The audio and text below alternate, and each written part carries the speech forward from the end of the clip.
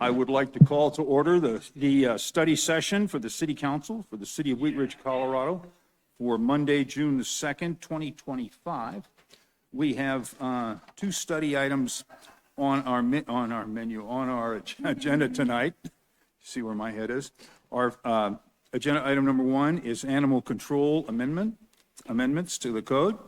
And item number two is social club amendments.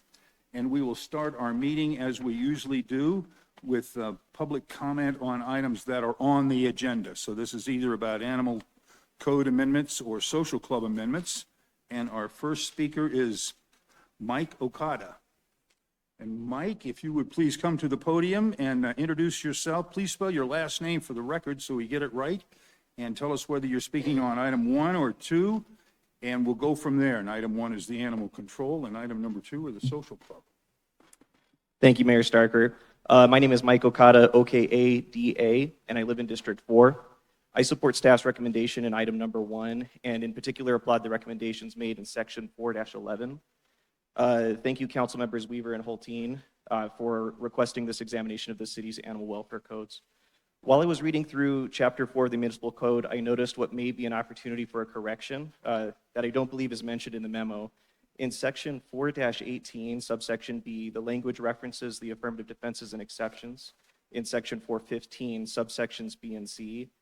415, subsection B does not contain any defenses or exceptions, and there's no such subsection C. So I believe that 418, subsection B, means to instead refer to the defenses and exceptions in section 417, subsections B and D. This may have already been noticed by staff or council, but I would like to make sure to mention it. It's also likely would have been noticed further along in the process, but since we're looking at the language of chapter 4, I thought it was appropriate. Thank you. Okay, thank you very much. That's all of the folks I have signed up in City Council chambers to speak tonight. I'm going to check with our clerk and see nobody has signed up to speak online. So we will go to our first agenda item. This is animal control amendments. Mr. Goff, do you have a staff presentation on this item? We do. Thank you. Mary Ann Schilling, our Assistant City Manager, is going to introduce it. Thank you.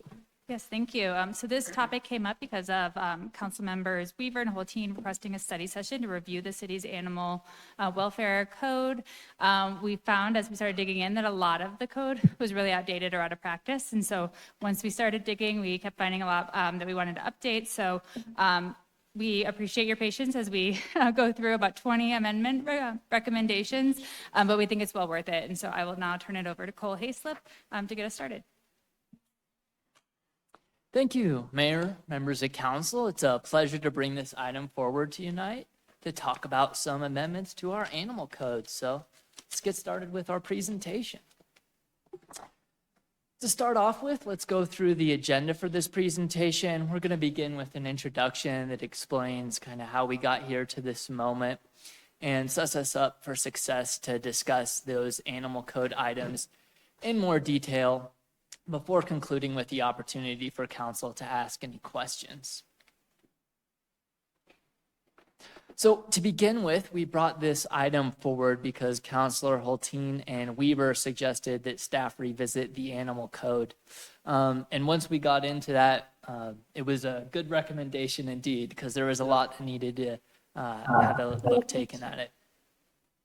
That led us to do a comprehensive review of the code, looking at every single section in the code, trying to find improvements wherever it was necessary, and also to compare our code with those of our neighbors. So we looked at the cities of Denver, Golden, Lakewood, Arvada, and tried to find areas where their code was maybe doing things a little bit differently, or maybe even better than some of the things that were in our code. And then we brought forward those amendments tonight for you to consider. This project also included some very extensive conversations with our community service officers. Those are the people in the city that are responsible for enforcing the animal code. And we thought it was important to involve them because, of course, they'll be the ones enforcing this code. We also included conversations with the municipal court, our city prosecutor, the municipal judge, and our city manager's office between myself and our assistant city manager. So overall, this is very, very vetted animal code. And we think we've prepared about 20 different items and associated recommendations out of that process for you to consider. Before we get into these discussion items, I wanted to give council an opportunity to guide tonight's discussion. So as I mentioned, it's very long, 20 different items. So I'd like some feedback for how council would like to proceed through each of these items. There's kind of two ways you could approach it. The first way is sequentially. So I could present on one of these items. Council could pause. If there's any discussion or questions on that item, we can address those at that time, and then council can give us direction. Otherwise, I could go through all of these items, and then at the end of me going through them, council would have the opportunity to identify which items they agree with staff's recommendation on, and then pass those through consensus, and then follow up on the remaining items for discussion and decision making. So I'll turn it over to the mayor briefly here for a moment to get council's feedback on how you'd like to proceed. Okay, Counselor Hulteen had her hand up, so I'll call on you first. Thank you. I'd like to propose that we respond to them individually as we go through them. I think that works in this instance because there's not a lot of interdependency between them. Most of them stand alone.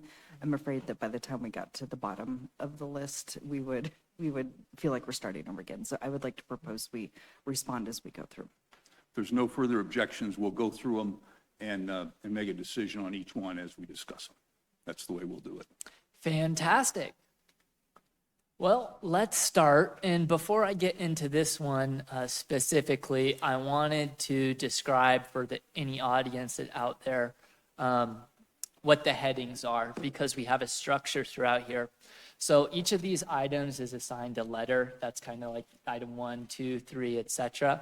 And then behind the colon is numbers and letters like 48A. What that is saying is that this discussion item pertains to section 48A of the municipal code, and specifically titled the Animals at Large section. So you'll notice those throughout the presentation. All right, with that being said, let's get into the first one, animals at large. Currently, only dog owners are prohibited from letting their animals run at large in the city of Wheat Ridge. Other animals are not held to the same standard, although such animals may pose a similar threat to public safety when running at large. To address this issue, staff recommends prohibiting all animals from running at large, except for domestic house cats, which is pretty typical among municipalities. Is there discussion on that issue? Counselor Weaver? Do we need to have another exception for horses since we still allow riding horses? I realize that's not technically at large, but I think you're going to have some horse owners that take exception to the fact that it's an animal at large. And the other thing I'd like to say about this is I also think that we have to have some note of animals that are grazing. So that's why the other animals aren't, is because typically they're kept in some sort of place where you let them out of their pen to go graze for the day, and then they go back in. And so I just think a mention of the fact that some of these animals are grazing animals and are kept differently, and horses and or goats and or I don't know if we have any cattle left in Wheat Ridge. We may. There might be a few. So just a thought. That's what I would recommend adding to this, because I think you'll get some pushback. Yeah, because technically my goats are at large, even though they're on my property, but then you get into the whole fencing issue. So you just might mention and make sure it correlates with our urban agriculture rules around animals, because I know we have some animal at-large rules in that section of the code as well. Thanks. Counselor Ohm? Mayor, I got two questions. First one is define at large. Yeah, so I don't remember the definition in the code off the top of my head, but at large would generally refer to an animal that is running throughout the city unsupervised. Okay. And then the second question is, would somebody holding the reins of a horse be the same as a leash? Yes. Okay. I know that's it's kind of common sense, but I just want to make sure that so at large in this, if it was a horse, it'd mean no reins and it's assumed to be off your property? Yes. Okay, thank you.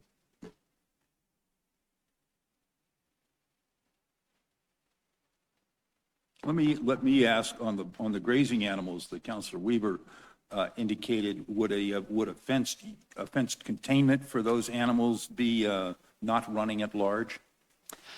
Yes, I believe so. To specifically address that concern, I think we could enumerate in the code specifically that grazing animals and, horses that are taken by the reins are not included in the definition at large, just to make sure that we're super crystal clear on that. Is there further, Counselor Snell? Is there wording or verbiage in the agricultural portion? Is there any mention of it? I just didn't want to have, in this section, you included, and then there's something slightly different in the agricultural section, like Counselor Weaver was mentioning about fenced animals, grazing animals. Just worth a Enclosures. just checking. Yeah, just worth checking. Yeah, I believe enclosures are spoken to in the agricultural section of the code. Okay. Counselor Weaver? I think I can answer that question only because I'm very familiar with this part of the code. It does talk about animals at large, and it talks about horse equivalents. So all of these animals have a horse equivalent for the containment and the amount of space they need to have and things like that. So let's just make sure they're. So staff is recommending to prohibit all animals from running at large except for domestic house cats and clarify the grazing that we just discussed. Do we have consensus on that, or do you have a question on that? Question. Okay. I guess I'm Counselor still Weaver has a not- question. Thank you. I'm still not clear on what the exception is for grazing animals, because it's my understanding it sounds like what we have defined is if something is contained within a fenced area, it's not considered at large. Is that correct? Yep. This has come up several times with the animals grazing at Lewis Meadows. What's the difference between a fenced-in area that dogs at large could stay in versus an area that goats can stay in? So I think defining the difference, we get into the minutia of what's a dog park and what's a fenced-in area for a dog versus what's a fenced-in area for grazing animals. And I know that has been a thing that has come up in question at Lewis Meadows. And so I'm just commenting that we should be ready for the fact that constituents have pressed that question about, well, what are animals at large and why can't my dog graze in the field? Okay, but are the goats contained in a fence within? Yes, they are. They are. Now, it's not my property when they're grazing on public property. Right. So it seems to me like we've got some consistency about when animals are out of a fenced and enclosed area, not on an owner's property, that is at large. Is that consistent? Yes. Definition, okay. All right. I'm okay with this. I just want to make note that I, over the years, occasionally have received emails from constituents who would like us to include domestic cats in this for the well-being of songbirds and also the well-being of cats. We actually had a cat hit on our street like just 2 weeks ago. So I think it would be pretty hard to enforce, but I just, for the record, want to say that domestic house cats are at risk themselves and also cause damage to our environment when they're out. Thanks. Counselor Larson? Yeah, thank you. Just real quickly, if a dog is running off leash in a backyard, is that at large? No. Thank you. Do we have consensus on the discussion we just had? We do. All right, moving on to item B from section 48C, off-leash dog park regulations. All of our Chapter 4 animal code violations are considered criminal offenses, which would require a jury trial to prosecute because there's the possibility that jail time could be associated with it. This includes violations of the city's off-leash dog park rules. However, when we took a look at it as staff, we felt like these dog park infractions were relatively minor and that it would be exceedingly rare that we would ever seek jail time for such offenses. And in the cases where, such behavior would warrant that, it would likely be covered by other parts of our municipal code. So after reviewing this, we spoke with our Parks and Recreation, municipal courts, and community service offers, which supported the recommendation to move this part of the code from Chapter 4 to our Parks and Recreation Code, where they could be addressed as civil violations rather than criminal violations. And that is the recommendation. We have discussion on this recommendation. Do we have consensus to move forward with this recommendation? Is that a question or is that a consensus? Okay, question for Councilor Ohm. So, how do you differentiate between a dog biting somebody in a dog park, which I would assume would be criminal, but this sounds like it wouldn't be criminal? So the question is, how do you differentiate between a dog biting and a dog barking? Well, it seems that this is specifically for dog park regulations. Yeah. And that's something, I guess I saw the intent is anything that happens in that dog park is put in the bucket of the off-leash dog park regulation and changing things that happen in there to non-criminal. And I guess the issue I have is if a dog is biting somebody, it should not be a fine. Yeah, absolutely. I understand your question better now. Thank you. So we're specifically talking about moving the items that are specific to the dog park. So if it was something like a dog biting, which is not specific to the dog park, then we would keep that as a Chapter 4 violation. Is there any further discussion on item B, which deals with civil rather than criminal? Do we have consensus to move forward with the recommendation? We do. Good. Please continue. All right, item C, section 410B, owners required to report bites. Animals that bite persons must be confined for 10 days and held until approved by the city's community service officer. This is largely due to concerns related to rabies. In our code, we don't define what a reportable bite is. We feel like there's some gray area in there that we would like to clear up.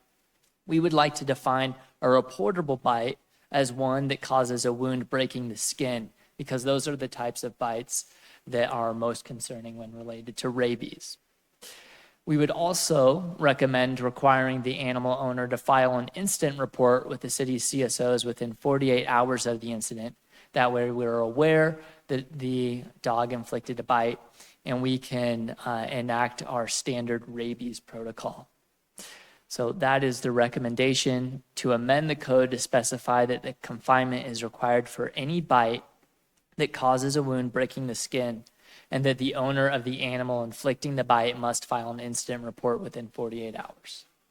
Okay, discussion on item C on staff's recommendation. Councilor Weaver. I think I read somewhere, what is the rabies protocol? Because I didn't see a listing in here of the owner being able to come forward and say, here's the rabies registration for this dog. I thought I read something like 10 days or something. And that seems kind of inappropriate now that most of our dogs have been vaccinated for rabies and we have to carry they have to have that on their collar.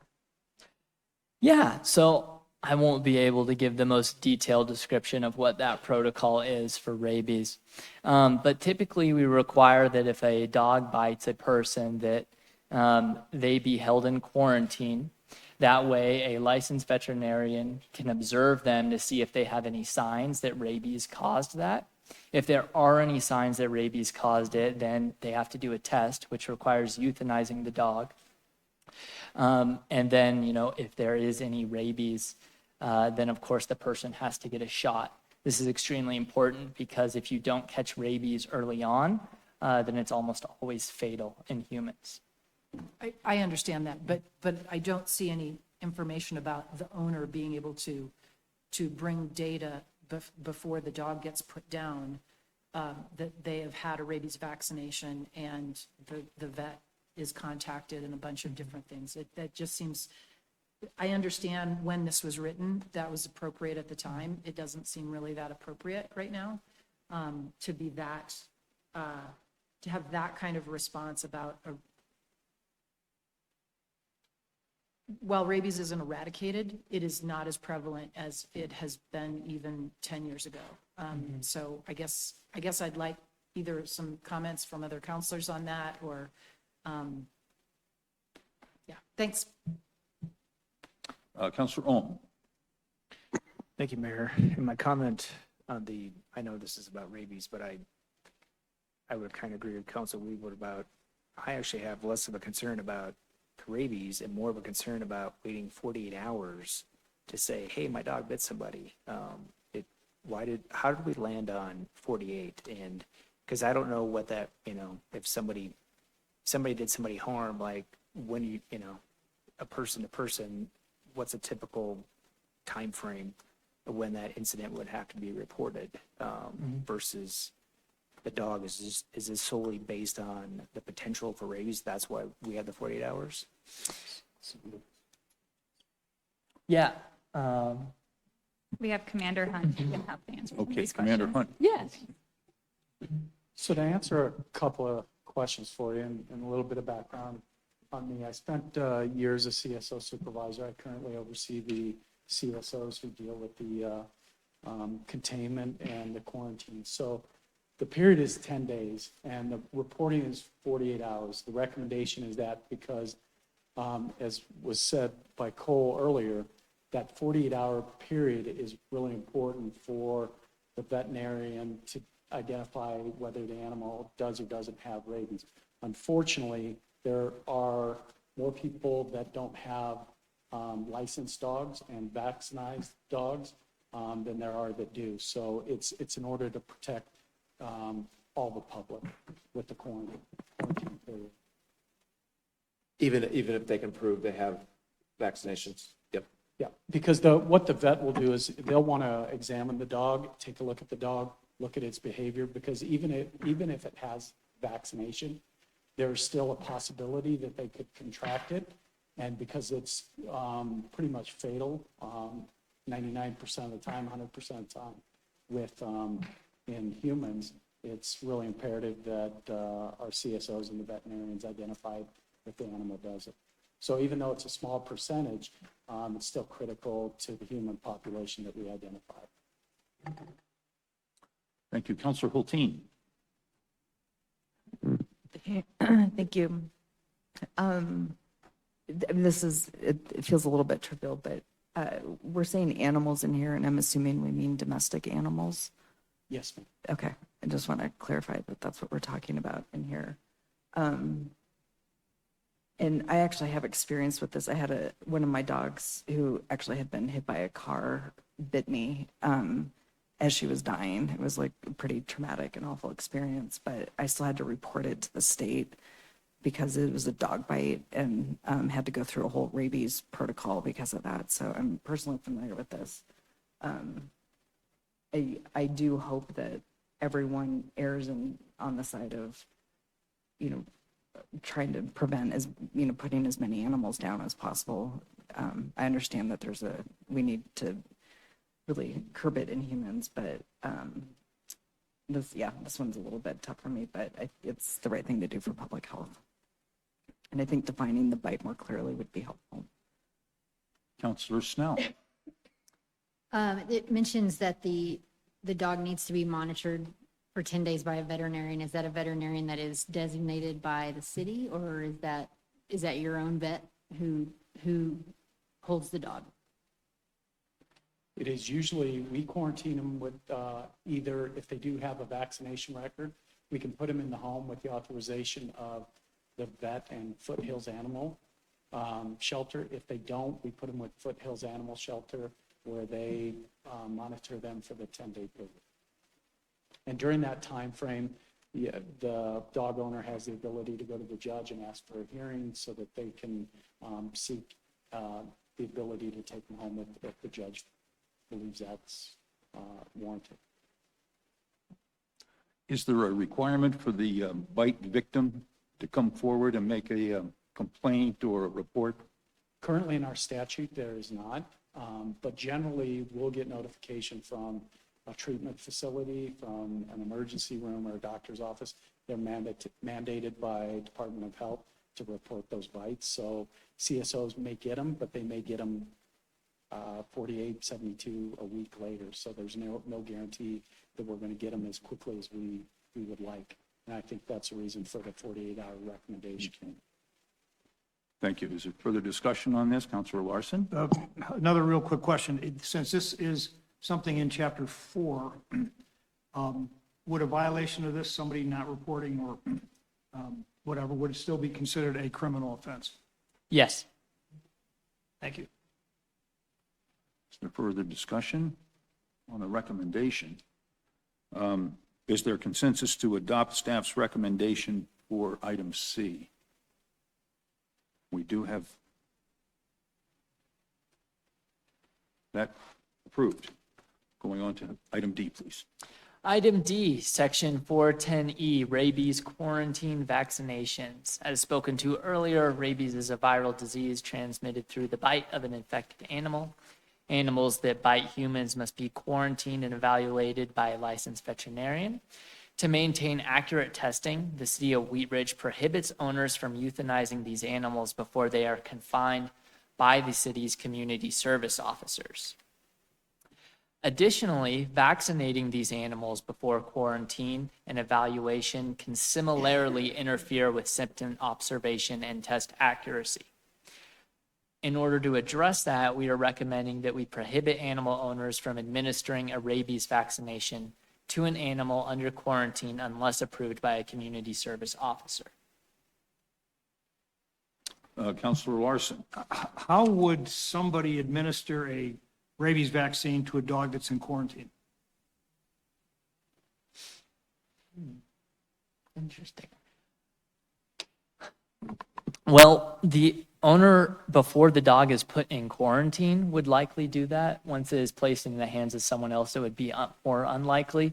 But before it's actually placed into the quarantine, so from the bite until that point, there's a period of time where it would be available to do that. And I think the concern is that someone might do that out of a fear of the repercussions to their animal had it not been vaccinated prior.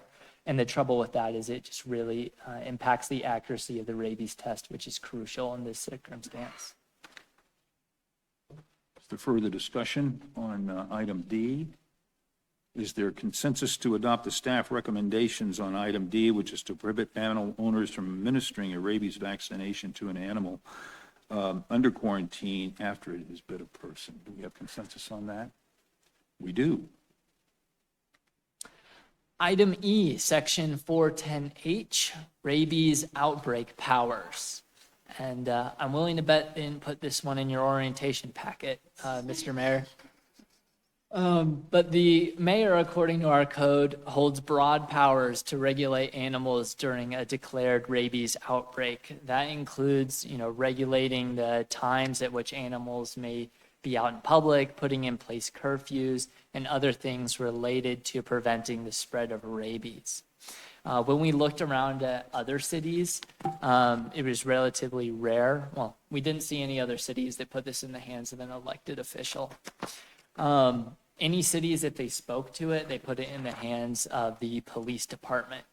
Our recommendation is to remove the mayor's authority to regulate animals during a rabies outbreak emergency, which would allow staff to then follow expert guidance from Jefferson County Public Health at the direction of the city manager. And the reason why this is important, in addition to needing to follow the expert guidance here, is that the decisions that the mayor would make would likely take time, require public notice and hearing that would go above and beyond and inhibit the city's abilities to act in a quick and effective manner in such an outbreak and public health crisis. So that is the recommendation. Sorry, Mayor. Well,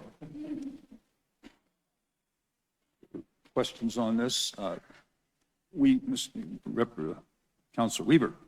I was just curious why you don't want to give it to the chief of police. No reason in particular, except for in the city management form of government, we typically give these sorts of responsibilities to the city manager, who then delegates accordingly. I'm just, my only questioning of that is that the police deal with emergency situations all the time, and the rabies outbreak seems more like an emergency to me. So I guess, I don't know if any others feel that way, but I sort of like the idea of chief of police involved with that decision-making power. Is that okay? That's my opinion. Mayor Pro Tem Stites, did you have something on this one? Yeah, Mr. Mayor, thank you. I think the power staying with the city manager makes sense. I remember when we declared the emergency during COVID, we put all the power with the city manager. The city manager can always lean on the police chief or whoever he needs within the city, but I think that the ultimate authority on that should be with the city manager. Just for my curiosity, is the mayor empowered to declare an emergency in the city? To declare an emergency in the city by themselves? I don't believe they have the power to declare the rabies outbreak. It would have to be declared by the city council or Jefferson County. Just a general emergency you're asking for, Well, that's what we're talking about, right? In an Rabies. emergency? but rabies specifically. So there's a specific rabies emergency? Yeah, but the mayor does have can do Right, a yeah. call for an emergency. Yeah. Who does the code say that does it during a rabies emergency? Right now it's the mayor. Okay. So we're going to designate a different authority? So we're suggesting, The City chief- manager. The city manager. yep, with expert guidance from Jefferson County Public Health Okay. or the police chief was recommended by one of the Okay. council members. Because staff recommendation is just to remove the mayor's authority, doesn't say who else we're going to give it to, unless that's in F. Councilor Hulteen. Thanks. I'm reading this not that the mayor doesn't declare the emergency, but rather imposes the regulations once the emergency is declared. So it sounds like the emergency isn't declared within the city. There's some other agency that declares the emergency? It would typically be Jefferson County Public Okay. Health. Okay, so what we're actually talking about is who then has the regulatory, like, how do we actually regulate how we implement the emergency here? Yeah, once Yeah. the emergency is declared, who has the power Okay. to enact those regulations? Okay, yeah, I agree the city manager is in contact with the county and the state and would be able to work best across staff with that, so I agree with those things.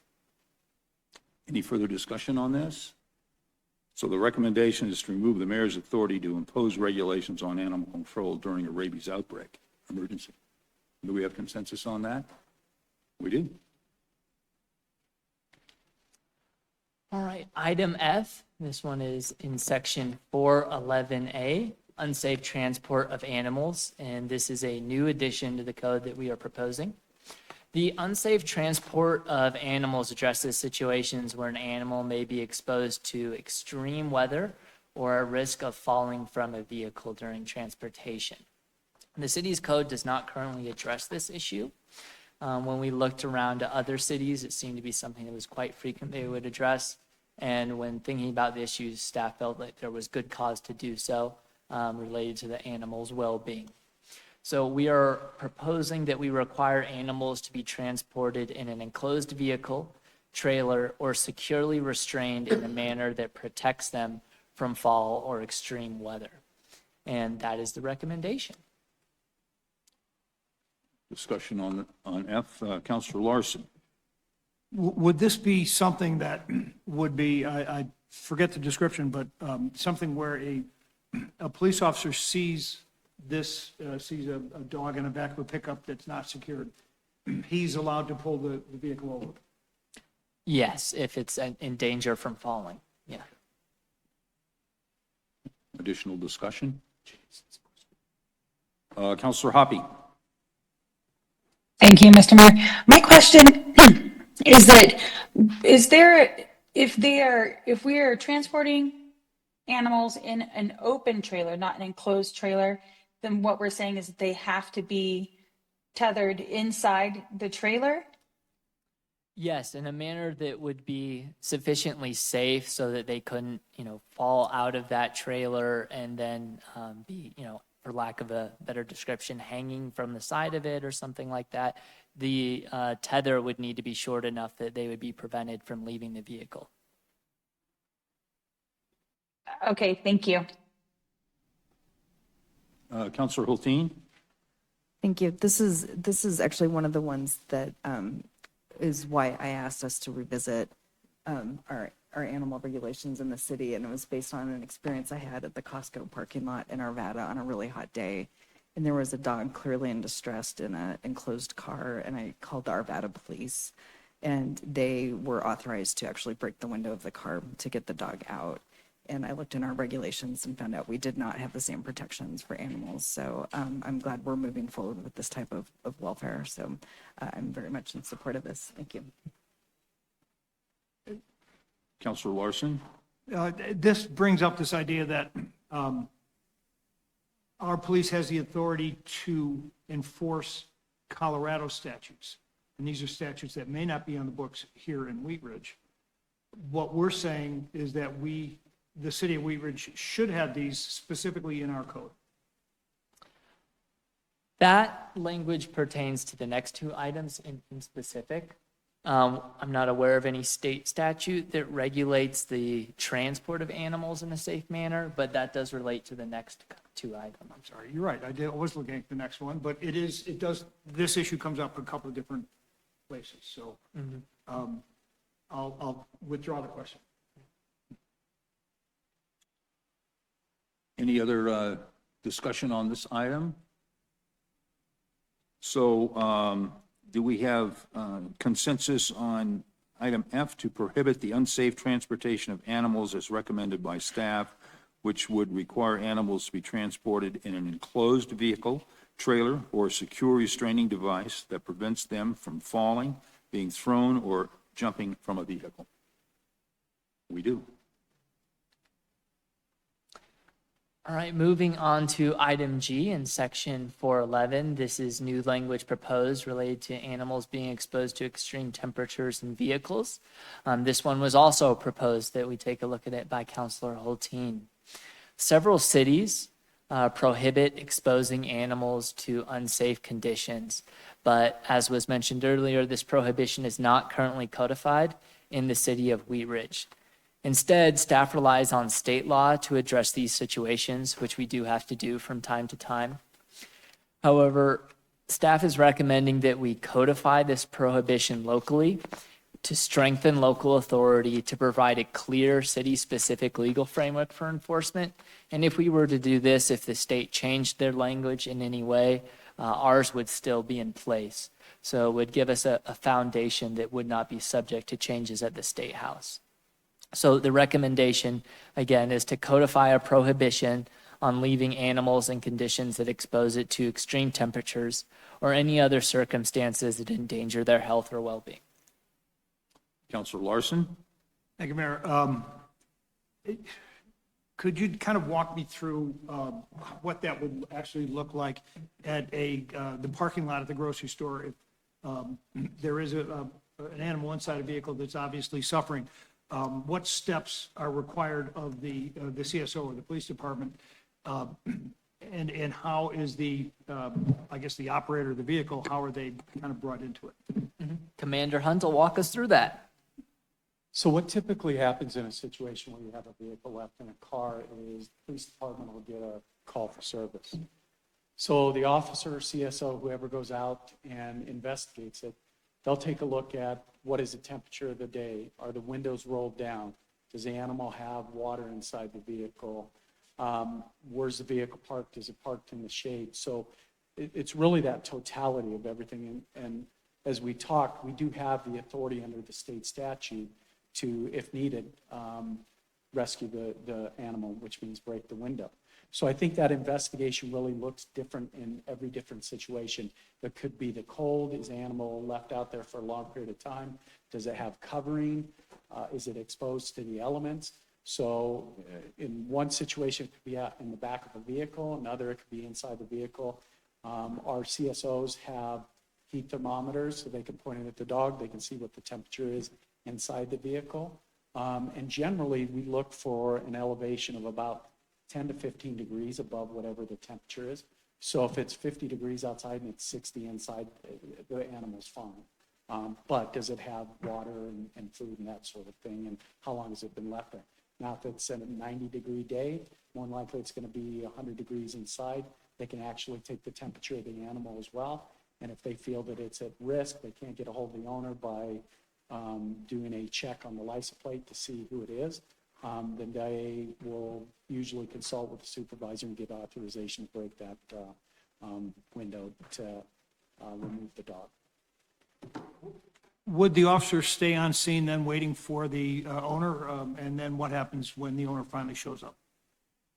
At that point, they'll absolutely see if they can get a hold of the owner. They'll do a search for the license plate to see who the register owner is. They may take a look at a picture of a driver's license, see if they can identify a person. So if it's in a Costco parking lot or a Safeway parking lot, they'll look for that person that maybe matches for that. They'll sit there, they'll remove the dog, they'll put it in a safe area, and they'll wait for the registered owner to come back.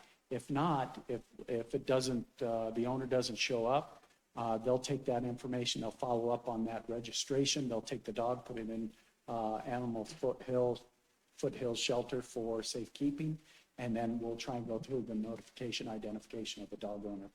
They'll run tags on the dog to see if it has the microchip in it so that we can identify the owner that way as well. Further discussion on this item, item G. So do we have a consensus to go with staff recommendation? We do. Thank you. All right, item H pertaining to section 411 and the unsafe keeping of animals. This language would also be new and is related. This was also suggested by Councilor Hulteen. Several cities also prohibit the unsafe keeping of animals and permit officers to rescue the animals in cases where they are being kept unsafe. This rule, just like the last one, not codified in the city of Wheat Ridge, but we rely on state law to address these situations.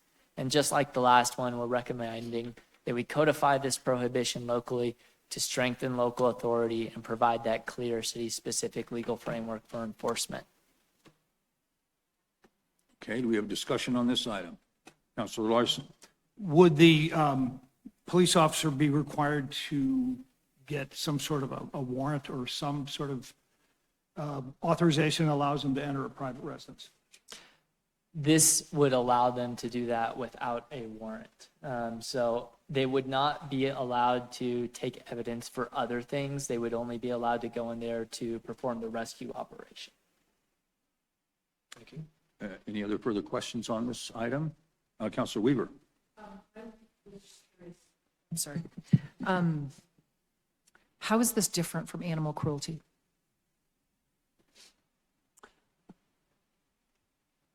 The unsafe keeping of animals or the rescuing of animals? The unsafe keeping of animals, because I've always understood that falls under animal cruelty.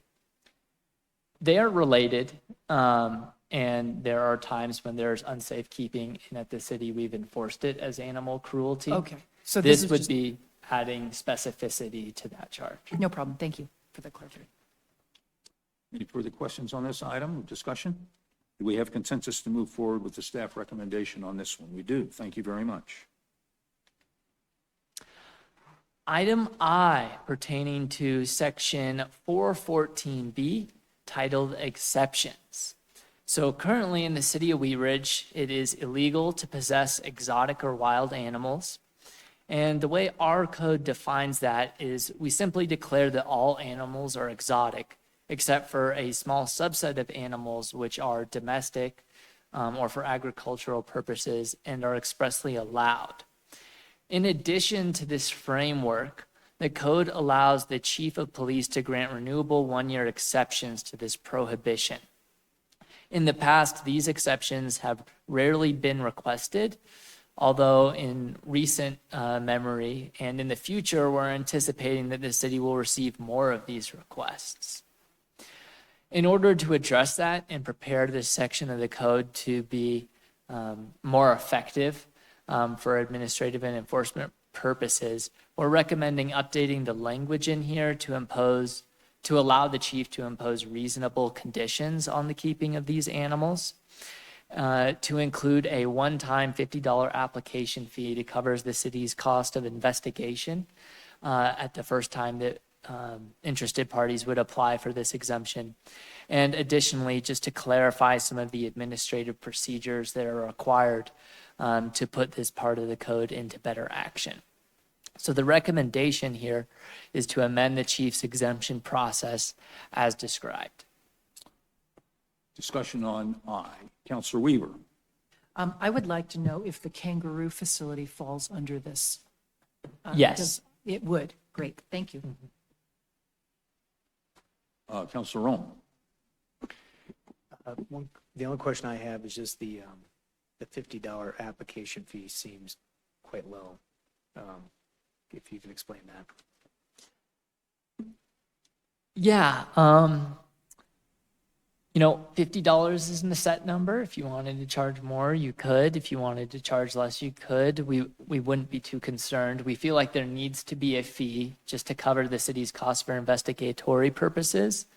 But additionally, when we have a fee for these sorts of things, we generally get a better application that requires less follow-up work because people put more effort into it. There's a fee associated. I think part of the reason for the $50 fee is there's a wide range of people who would apply to this. So for example, and this is related to the next item, but we have a business in town, Reptile Room, that we anticipate would have to go through this process. As a business, they would be required to pay the $50 fee, and maybe they're more able to do so, but maybe someone who, is just the owner of one of these sorts of animals wouldn't be as able to provide that $50 fee. So I think setting it on the lower end of what we could have possibly charged was in order to make sure it was an equitable fee for those who had the least of the means to pay that. And also to encourage people to actually do it. Counselor Larson. Thank you, Mayor. And just so we're clear, the definition of exotic animals will be covered in the next item. Yes.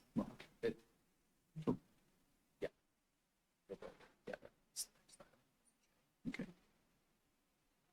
Well, it won't, not going to classify exotic animals, going to classify domestic. Okay.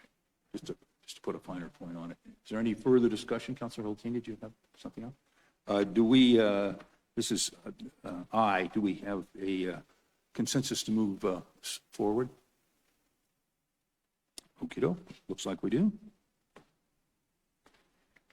All right, moving on, item J, section 414D, specific animals enumerated. So as previously mentioned, the city of Wheat Ridge declares all animals as exotic and therefore prohibited except for the following list. And I'm not going to go through that list, but it's a lot of your fairly typical household pets and domestic animals. However, because of the way that this code is written, where it says, everything is exotic except for these things, it leaves some things that are typically considered household pets out. So because of the way it's written, it unintentionally bans reptiles, amphibians, and insects. which are pretty typical household pets and allowed in a lot of municipalities.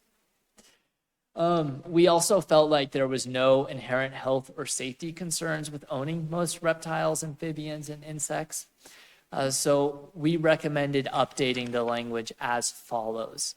And the way we designed this language was to try to strike a balance between the ownership of, typical domestic animals while also thinking about what are those animals that would be most dangerous to public safety, and looking around at neighboring municipalities to see what kind of standard best practice regulations were. And that's what we're proposing tonight, is kind of that standard that we found among other cities. So the recommended language is that non-venomous or poisonous reptiles, amphibians, and insects would be allowed except for the following: snakes that are longer than 6 feet, crocodilians, included but not limited to alligators, caimans, and crocodiles, monitor lizards and tegu lizards, and any animals that have been classified as a dangerous or hazardous species under state or federal law. So we do have some businesses in the city of Wheat Ridge that market these animals as commodities. 3 in particular: we have a Petco on Wadsworth, a PetSmart on Youngfield, and 5280 Reptile Room on Kipling. All these businesses have been informed of the proposed changes, and if these proposed changes were enacted, there would be no impact to Petco or PetSmart because all of the animals that they have would fall under that proposed language as legal. 5280 Reptile Room, however, they do have a large part of their business is selling those animals that we mentioned as specifically prohibited. And they would be required to apply for an exception through the chief's approval process. In speaking with the business, they have some concerns about the uncertainty associated with the process. They're concerned about having some of their animals and business denied, and they're a little uneasy about the process. In speaking with them, they'd also like to work with staff to elaborate upon this previous definition, to enumerate and differentiate along the details of each of these prohibitions. For example, they'd like to work with staff to enumerate specifically which snakes that are longer than 6 feet would be illegal. So one thing that was mentioned is that corn snakes are the most popular domestic snake in the United States. They can grow to over 6 feet, and they don't pose nearly the same threat as something like a reticulated python might. So I think this definition is a little flexible, and I think we might be willing to work with 5280 Reptile Room on enumerating a little bit. But that is to say, they do have concerns about the process. They'd like to work with staff a little bit more on the definition. While we would like to keep it within what the standards are for other municipalities, I think if you gave us the go-ahead tonight, we'd be willing to work with them a little bit more and spell out those definitions in a little bit more detail in a way that balanced public safety and the reasonable ownership of domestic animals. But again, the recommendation is to amend the list of domestic animals to include reptiles, amphibians, and insects with restrictions as recommended by staff. Counselor Weaver. Thanks for this. I just have a clarification. I'm fine with the reptilian stuff and what you just said. I would like an exception for any sort of endangered animal to be included on here, because it's still always going to be difficult when people consider something wild versus not, but I think we can agree that an endangered animal should not be, or that's traded that shouldn't be crossing borders in the first place. The other thing, I want to go back to the specific domestic animals enumerated. In the agricultural part of the code, we actually have the opposite, where swine are not allowed to be kept in Wheat Ridge, but you can have a pot-bellied pig, because a pot-bellied pig is a domestic animal. Am I Is that, No. Well, it's a little bit more complicated. well, we have So- several potbelly pigs that live in Wheat Ridge. So there's a specific scheme for potbelly pigs. So potbelly pigs are allowed, but they require a chief's application process that is specific to potbelly pigs. And it's Okay, not so the that's same why it's approval process as okay. for other animals. So that's put somewhere? That's also within this section of the code. Okay, all right. So potbelly pigs can be had, but the chief has to check the potbelly pig. Correct. Well, I'm just curious why. What, as opposed to 1,000-pound swine? I'm just curious.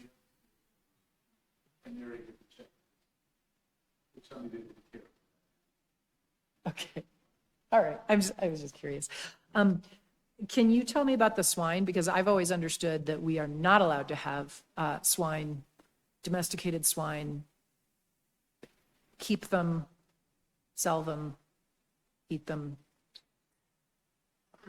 Is that true? I don't know. That- Don't know. Does anybody I in was our told back that when I row bought the farm. know?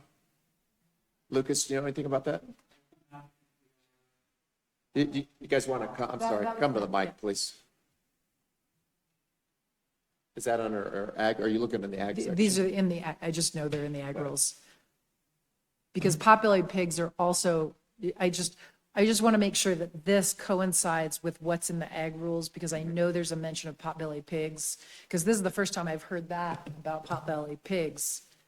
Right, there is I believe a ordinance that does not allow potbelly pigs, or excuse me, the swine, but potbelly pigs are allowed, but they have to be under a certain weight, well cared for, those type of things. So the CSOs will actually go out and they'll do inspections on them and make sure that they fit the requirements of our ordinance, but swines are not allowed. Okay, so we should take out swine from this list of domestic animals. Otherwise, I'm going to start having pigs at the farm. But I know that in the agricultural stuff, Wheat Ridge for many, many years has said no pig farms, basically. It's in the zoning code. Is it in the zoning code where it speaks to swines Yeah. in certain zone districts? You cannot have swine anywhere in Wheat Ridge. And I'm not arguing for it, I just think we should take it out from this. I really don't want to keep swine, actually. And the reason it's in there is because they tend to be stinky and really disturb neighbors. So no offense to swine out there. While you're researching this, can we go to Councilor Hulteen? Yes. Thank you. So I was surprised to learn in this process that I'm harboring an illegal, adorable crested gecko that I actually got from Councilmember Hoppy. So we're illegally trading geckos on this council. I'm glad to hear you're working with 5280 as we were going through this. Because I've got this gecko, I'm there frequently getting feeder crickets and good stuff. And a lot of what they have there, the definition of venomous and poisonous is a little bit more gray, I think, than we'd like to think it is, because there are very small little frogs that are poisonous but don't really pose a threat. So I think working with them to better figure out what is that definition of poisonous and venomous, because I think that's a little bit more gray. And so the question I have there, I guess I trust staff to figure out within that, what seems reasonable. I do know a lot of what they sell are starter pets for a lot of young children in the community, and it's a way of learning how to take care of animals. So hopefully there's something that works to keep them in business. And I also really want to second Councilmember Weaver's, both no swine, but also calling out endangered animals and trafficking of endangered animals, because there's a lot of that would otherwise not fall under these descriptions. So thank you. Councilor Hoppy. Thank you, Mr. Mayor.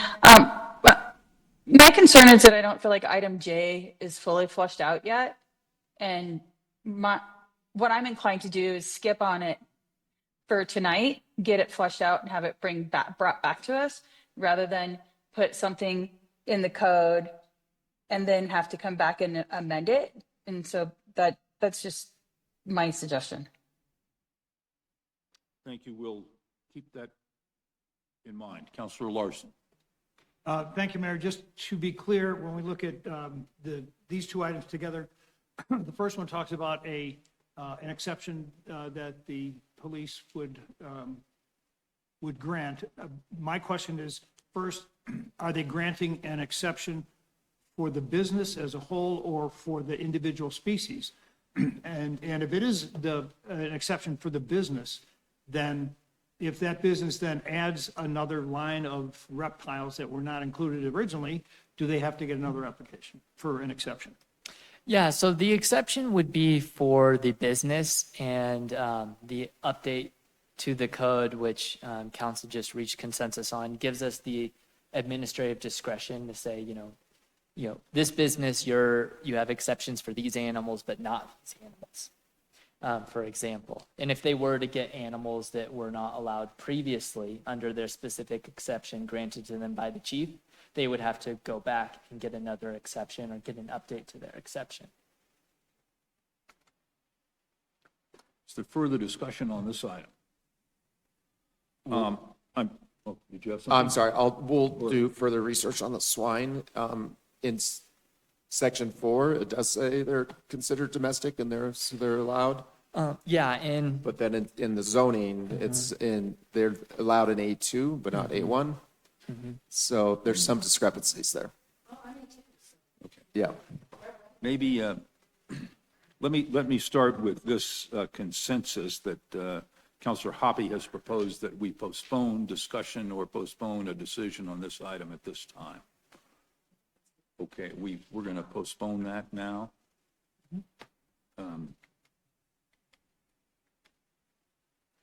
All right, well then moving on to item K, section 417A and B, vicious animal defenses.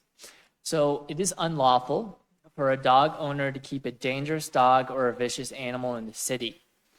If an owner is accused of harboring a dangerous dog, they can present a defense during the animal's prosecution based on specific circumstances, such as robbery, protection, or provocation. So in other words, if someone was to accuse a dog of being dangerous and it went to court, it would be a valid defense for that person to say, well, yeah, my dog bit that person, but it's because they were trying to steal from my house.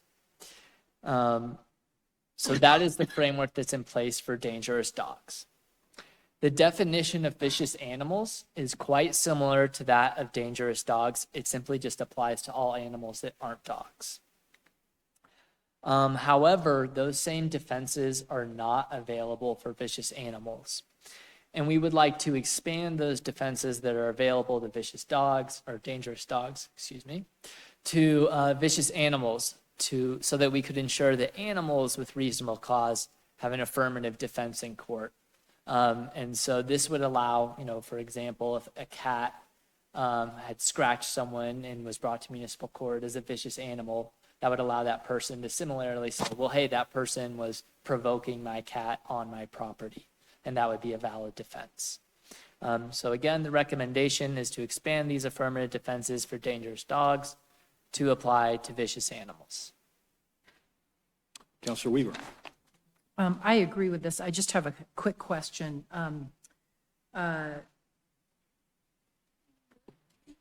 What if a cat that is not considered, which is considered an okay at-large animal, comes into my yard and my dog kills the cat, which has actually happened to me?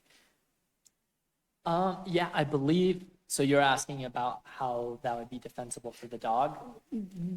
Right. Yes, yes, it would be. Because unfortunately I had to go to my neighbor, and this was not in Wheat Ridge, by the way. I did not kill anyone's cat in Wheat Ridge. But, it was an awful situation, and I took responsibility for it, but they wanted something to be done with my dog, and I Yes, that would be a defense. That, Okay. your dog was on your property and it was provoked by a cat that came onto your property. And Just so wanted we would clarif- want to expand those defenses to be available to all animals. Okay, thanks. Counselor Larson. What does the dog have to do to be considered dangerous? That is a great question. There is a list of things in the code. If you'll bear with me for a moment to pull up the precise definition of a dangerous dog. A dangerous dog means any dog that inflicts or causes bodily injury, serious bodily injury upon a person, or death upon a person or domestic animal, or engages in or has been trained for animal fighting, or has been determined by a court of record within the state of Colorado to be a vicious or dangerous animal, and its owner does not comply with the conditions imposed by state statute, local ordinance, or court order for ownership of said animal. And then we also have an aggressive dog definition. Aggressive versus dangerous. Yeah, they're, according to our code, they're different.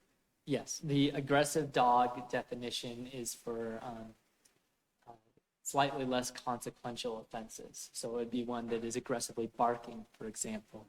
I can read the definition if you'd like. So the dog actually has to do something, though. Yes. The dog may have a mean streak, but he's never bitten anybody. He's never attacked anybody. That's not a dangerous dog.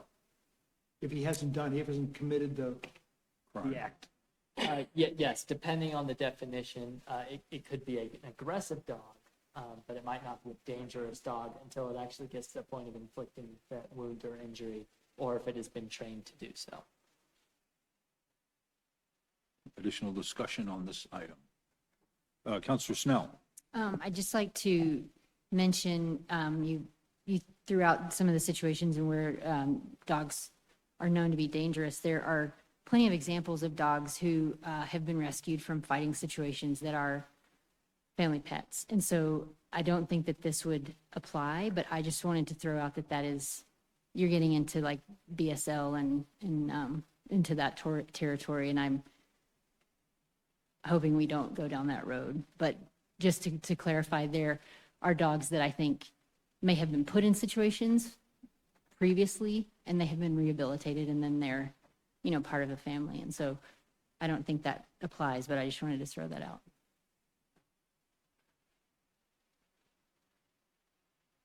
Additional discussion on the recommendations for K, or letter K. Do we have a consensus to move forward with staff's recommendation on this item? Looks like we do. Item L pertaining to section 417E9. Can't quite see that top word. Structures for enclosed structures for dangerous dogs. So dangerous dogs have to be kept in escape-proof enclosures that are securely locked and prevent escape. In addition to these technical requirements, other municipalities mandate that the enclosure prevent accidental entry by anyone, including children. And that could include, depending on the enclosure, putting things like signage in space, making sure that any makeshift repairs are adequate, etc. And we would recommend expanding the code to include a similar provision, so that the escape-proof enclosure was defined not only by its technical requirements, but by the outcome, which would, again, be evidenced by whether or not people would accidentally enter it. So this provision, if we were to expand it, it would require any safety features that were not explicitly listed that would result in someone accidentally wandering into the enclosure. So our recommendation is to require these outdoor enclosures for dangerous dogs to be designed to prevent accidental entry by anyone, including children. Councilor Hulteen. I have a clarifying question. In the previous thing we just discussed, it opens and says, it is unlawful for a dog owner to keep, harbor, or possess a dangerous dog or vicious animal in the city. So we just said it's not legal to have one of these, and now we're discussing the mechanisms in which you do have them. So can you help us understand? Understand circumstances where that may happen. Yeah, because the wording on the first one made it sound like it's not legal to actually have these dogs. Yeah, Or so, animals. and maybe And are- Commander Hunt may be able to help with this a little bit, but my current understanding is that when you're accused of having a dangerous dog, you go to court for that. And then the judge will put certain restrictions on the animal in place. This may be one of those, in addition to others that stipulate how you are to keep that dangerous dog moving forward. But So the question is, so the question is that the previous, so the definition in the municipal code says that you're not allowed to keep a dangerous dog. However, here we're talking about how to keep a dangerous dog. so a dangerous dog could be, let's say you have a property that you have a protection dog, a guard dog. So that's trained to be aggressive, dangerous. And what this is doing is preventing people from coming onto that property, getting access to that animal. That animal can be there for the protection of individuals, property, but we don't want people to be able to get on that property. So really, this is what this is talking about, is having that dog inside a property, having somebody come in there and be bit, and then hold that property owner accountable for it. Okay, I guess I'm just, Still. yeah, it's a got a little bit, problem there. So the code reads, in the first instance of a dog biting an individual or being aggressive, it can be seen, and you go to court and it classifies as a dangerous dog. Well, that's through the court system. Well, if it then comes back a second time, you can have a vicious dog. And those steps really allow the judge and the legal process to then euthanize the animal, because they've shown a propensity to not only be dangerous, but vicious. So dangerous, we talked about an animal that would be aggressive. So you're walking down a path on the greenbelt, and this dog gets, it may not be aggressive towards a person, but it might be aggressive towards another animal.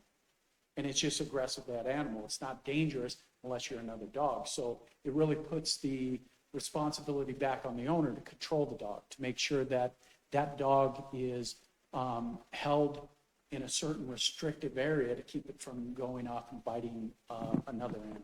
But I So- think the point is our code specifically says it's unlawful for a dog owner to keep, harbor, or possess a dangerous dog.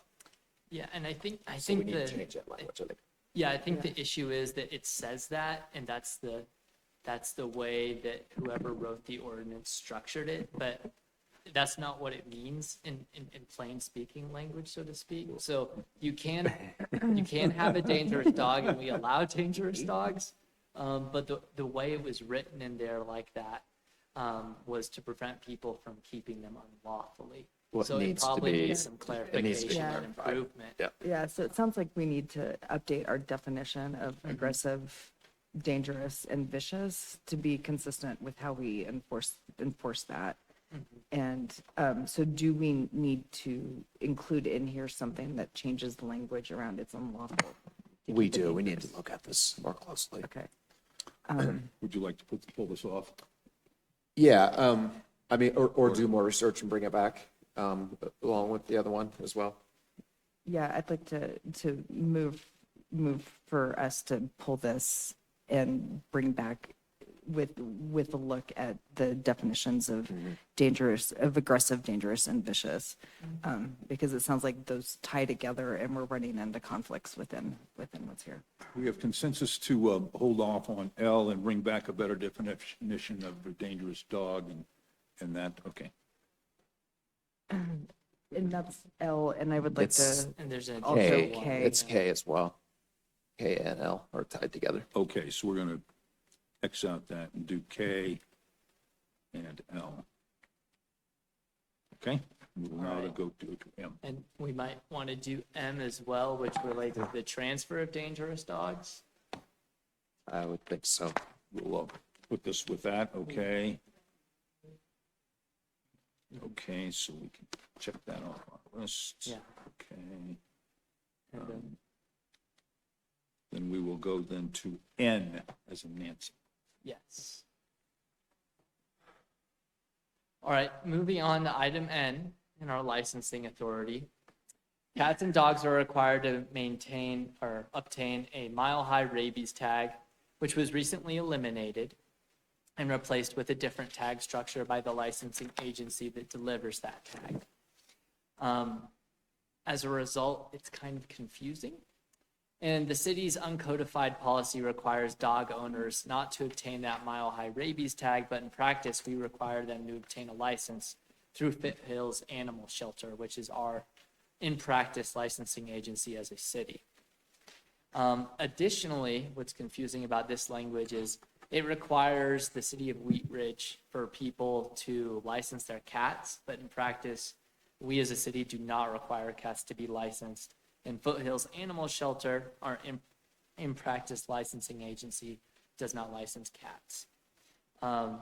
So we are recommending to remove any mention of mile-high rabies tag and cat licensing from the code and allow staff to designate licensing agencies for dogs moving forward to give us the flexibility to adjust to that licensing agency as needed. Discussion on this, Weaver? Oh, you're just doing hands up. Do we have consensus to move forward on this recommendation? We do. Let's see, this is N.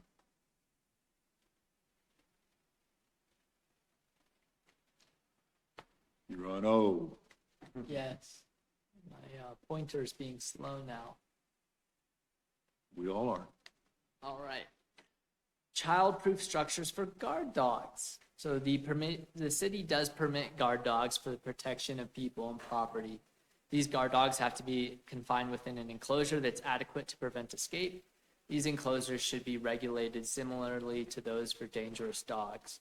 So we are suggesting that in addition to the technical requirements for these enclosures, that they be required to meet a standard where they would not allow accidental entry by anyone, including children.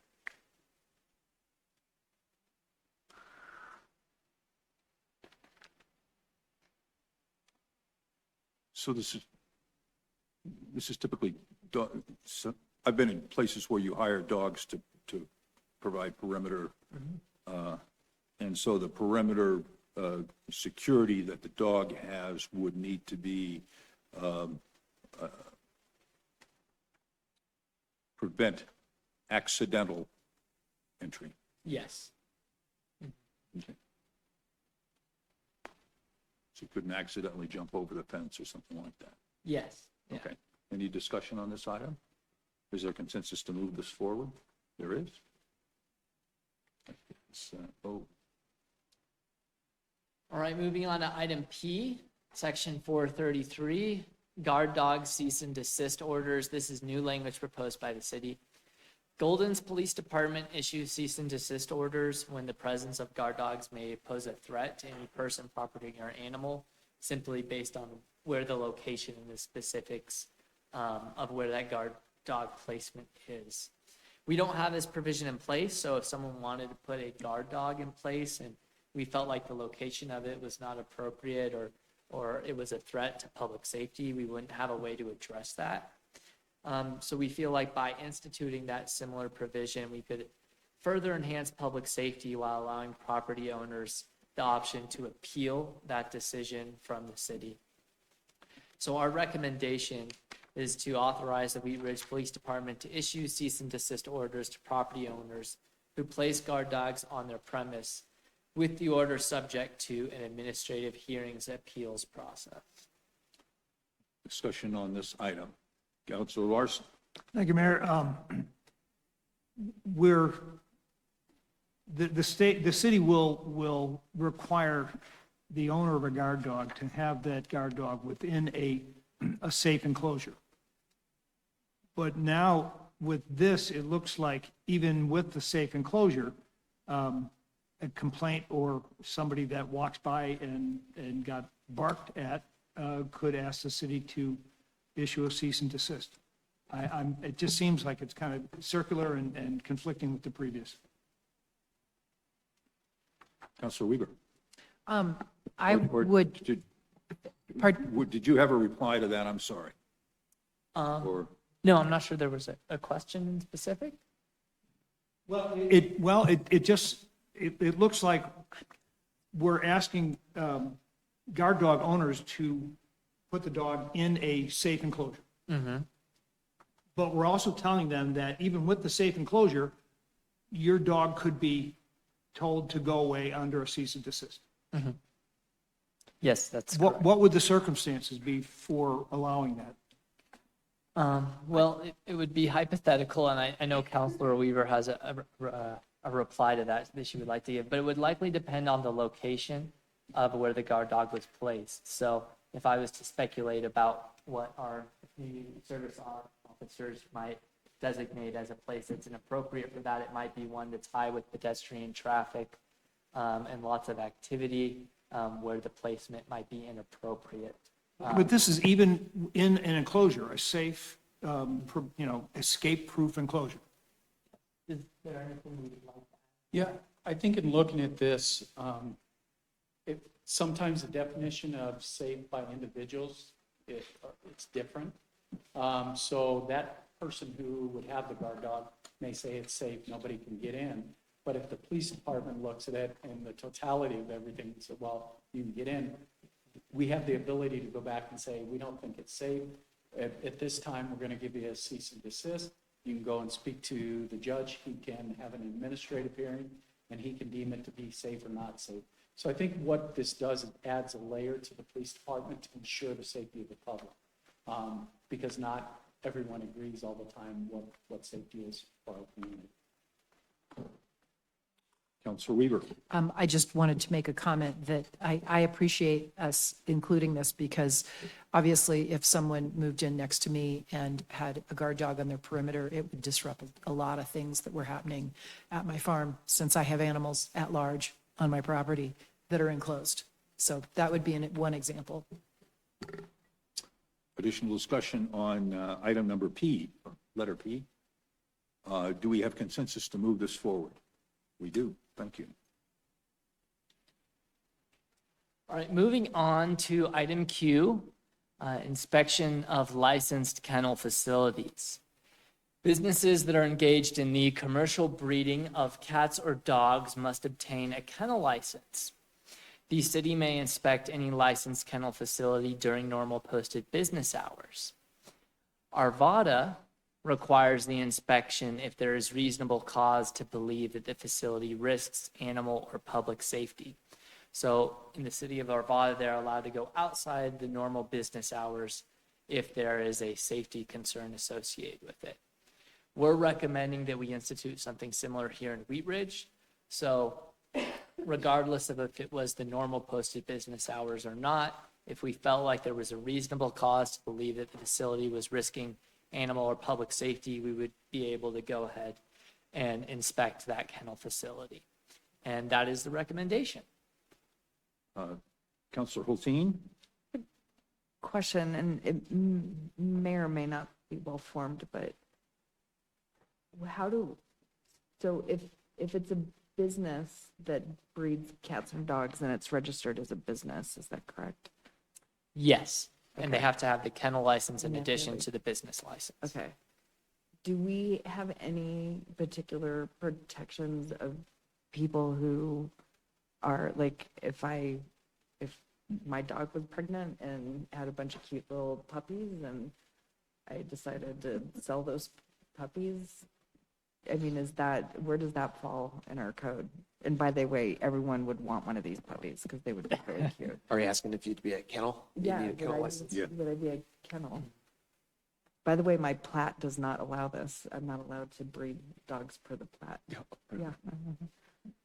I think that would be something more for our licensing Okay. folks to answer. I know from the definition of a kennel, it's for the purpose of breeding. You have to have certain requirements, certain space, to ensure that you have the proper facilities. Our CSOs go out annually and do an inspection on all our licensed kennels. What this does is just provides them a little bit more of an ability to go in and do an inspection impromptu if they have a suspicion that something's not going on. So to answer you, I don't know exactly. I think I would have to defer to licensing to really be sure on. Okay, all right, thank you. Additional discussion or questions on this item, letter Q? Do we have consensus to move letter Q forward? We do, thank you. Item R pertaining to section 452E, hearings required for the disposal of animals. So the city may seize and impound animals at a designated shelter, which currently that designated shelter is Foothills Animal Shelter. These impounded animals cannot be sold, donated, or euthanized until 5 days after the animal owner has been notified. And that's what's in our code. However, Foothills Animal Shelter's requirements exceed those that are currently outlined in the code. So in practice, what we're doing goes beyond what's required in our code.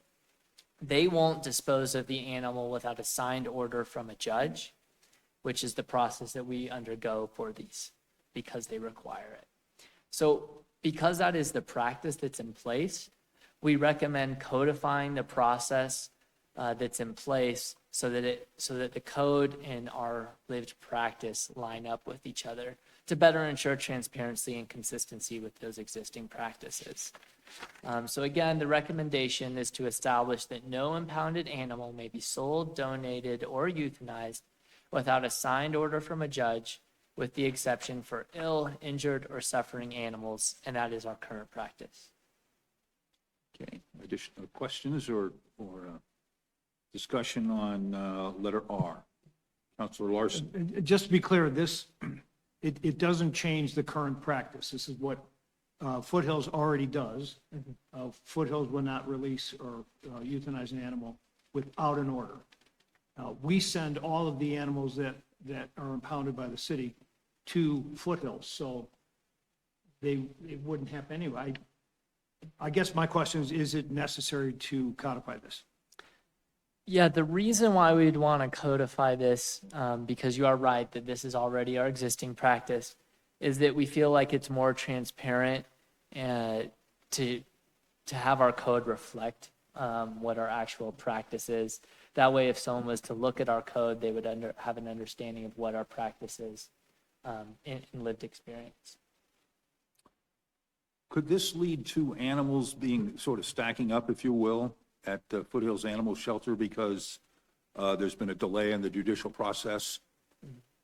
Our assistant city manager might be able to She's speak the board to president that. Yeah. of the Foothills Animal Shelter. It could, but in practice, it typically doesn't. We get the numbers on what our court holds are each month, and they're not extreme. Okay. Okay, thank you. Any other discussion? Do we have, this is letter R, do we have consensus to move letter R forward? We do, thank you.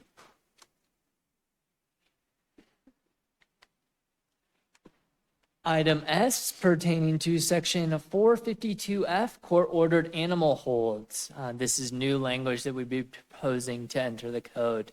So historically, the Wheat Ridge Municipal Court has placed animals in custody pending the resolution of their case. However, this authority is not explicitly defined in the municipal code. So with the onboarding of a new municipal judge, this practice has been paused unless formally codified. Codifying this procedure would allow the city to withhold these animals until the case is resolved, which has been a best practice that we've used in the past and would like to continue using if we're able to get that codified.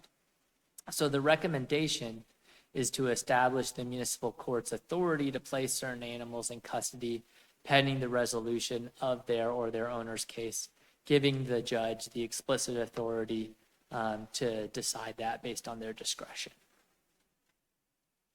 Discussion on letter S. Who is responsible for the cost of this care? Typically, the animal owner is responsible for the cost of the care. However, in practice, it's typically waived in order to expedite the judicial process. Thank you.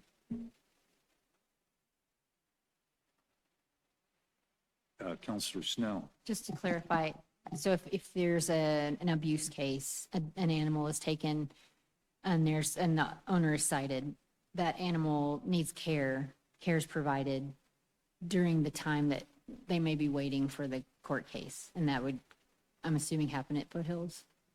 Or is that where the animals are taken? It would be taken at Foothills, and they would only be cared for by their staff, not volunteers, so they're getting exceptional care. Got it. Thank you. Counselor Weaver. I think the thing we're learning here is that we should all be donating to Foothills. Yes. Oh, They do a lot. yep. Counselor, Mayor Pro Tem Stites. Thank you, Mr. Mayor. Do we need to codify who's supposed to pay for that, or is that just general? I don't know that it would make a big difference. Fair. Okay. Any further discussion on this? Do we have consensus to move this one forward?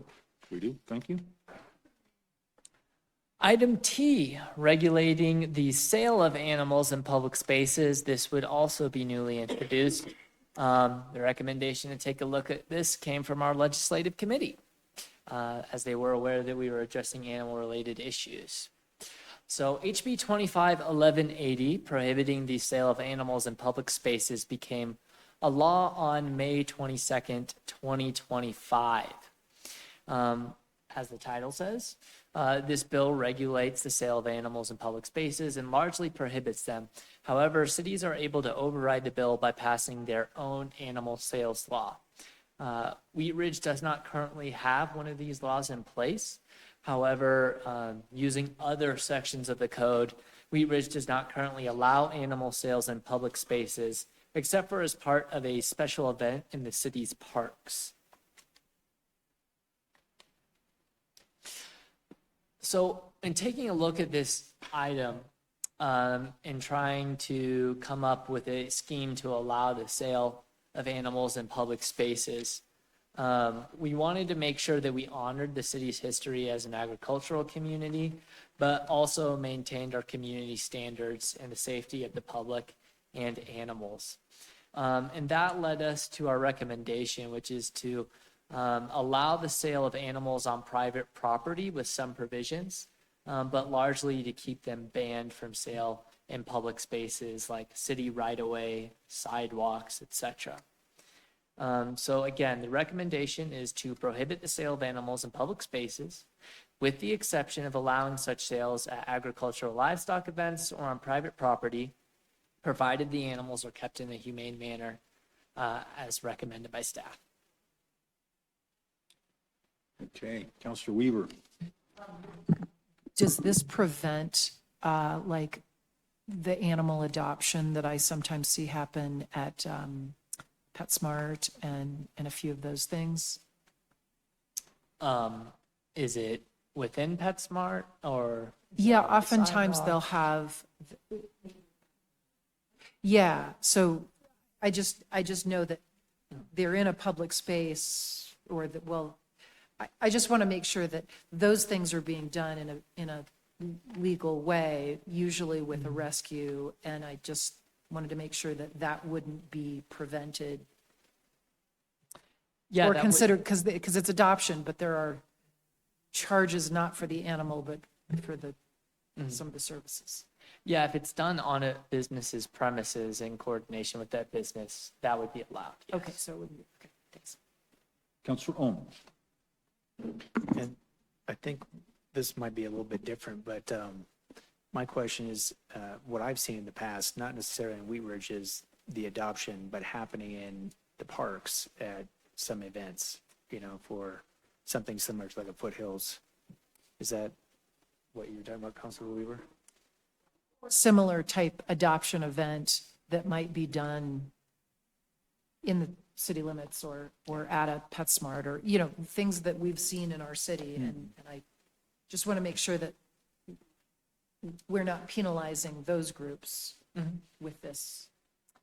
Yeah, in response to that, so some of those sales that happen at parks are allowed currently under special events.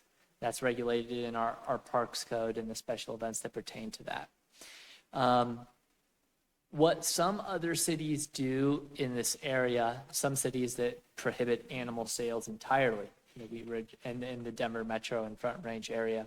They make a specific provision to allow for the adoption of animals from nonprofit agencies, and we could include similar language in here just to make it clear that those activities would be permitted if that's the council's wishes. Counselor Snell? I would agree. I think that there's great nonprofits out there that have little events. Like I saw in this past weekend at Cosmos, they had puppies at their outdoor event there. So I would feel good about that. Then, Counselor Larson? Thank you, Mayor. We're looking to prohibit the sale, display of live animals in public spaces, including roadside parking lots, parks. But then we say on private property, and I guess for me, it gets down to the parking lot. The parking lot in front of the Costco is technically private property. So does that, when we say private property, you can have a sale, but on a parking lot, you cannot. So do we want to clarify that somehow? There may be a parking lot within an apartment complex. There may be a parking lot accessed by, a private road. I guess just kind of tweak that definition a little bit as to what these public spaces look like. And Counselor Hulteen? Thanks. This is starting to feel a little bit slippery to me, in part because I think about, like, if I were, let's just say, my sister who doesn't live in Wheat Ridge, she has a cat that she's constantly breeding, and then I take the kittens and sell them in my front yard. Is that legal under this? Private property? Yeah, it depends exactly on the way that you do that.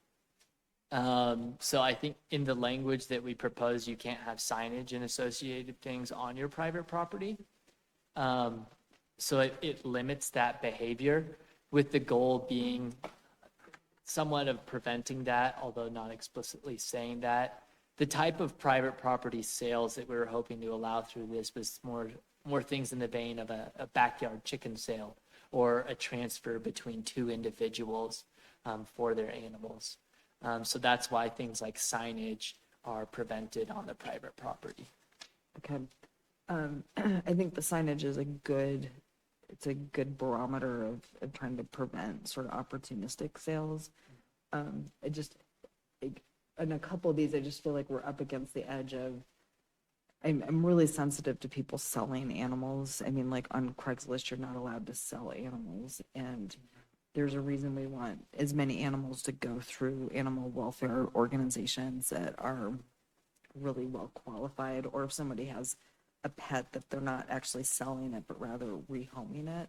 So I'm wondering if maybe we don't bring this one back as well and more carefully explore the difference between livestock and domestic household animals, because there's just a difference in, one of them's actually like, domestic livestock is a commodity, whereas is starting to sell like dogs and cats and pets is a trafficking of animals that I think has a different set of regulations. So I would actually prefer this to come back with a little bit more close examination of the difference between household domesticated animals and livestock, with more restrictions and regulations around household domesticated animals. Do we then are not going to have any regulations about selling animals on private property? Or are there other regulations in the code about selling animals on private property? So in order to sell something in the city of Wheat Ridge, you need a business license, and you have to do it on a location that is permitted for those types of activities. Those are spelled out in the code. So currently residential areas are not allowed to sell animals or a lot of other products. So currently, those private sales are not allowed, although in practice, it would be very difficult for the city to do enforcement on, individual transactions between persons. So to answer your question, currently, those private sales on private property, your household are not allowed, although it's not something we proactively, go after and enforce in great detail. So in Councilor Hulteen's example, she would not be permitted legally to sell kittens, her sister's kittens on her property. Yeah, she could, as long as she doesn't have roadside signs. Well, I'm going to get to that next, because what is the definition of a roadside sign? Is that a sign that's on the side of the road, and the side of the road may be public property or maybe private property? There's a definition of a sign in the code, which is what we would use. And if we were to say no roadside signs, we would explicitly give some parameters to what that is. Is there already, there's definitions for sign, is there a definition of a roadside sign? There may be, although it wouldn't be called a roadside sign, it would be the regulations for signs that you're allowed to have on the roadside. We could define it a little bit further. Because the roadside is sort of there's the public right-of-way and then the private property. There's a Right. real definition there. Councilor Weaver, I think I skipped you. I would like to see this come back, because I also feel like on the livestock side, I'm just going to use your example of a backyard chicken sale. That's something that's actually illegal right now because of the bird flu.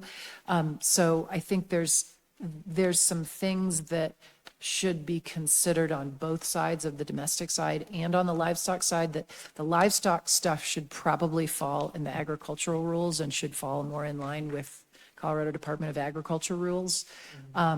Since we're defining in this section the difference between domesticated animals and livestock, well, we might want to separate livestock animals, because whereas, yes, I can sell a goat, and I have sometimes, I don't let anybody else's chickens or people who keep chickens on my property, because bird flu is so virulent right now. So I just think I'd like to see this come back with several different things that we've been discussing around signage, and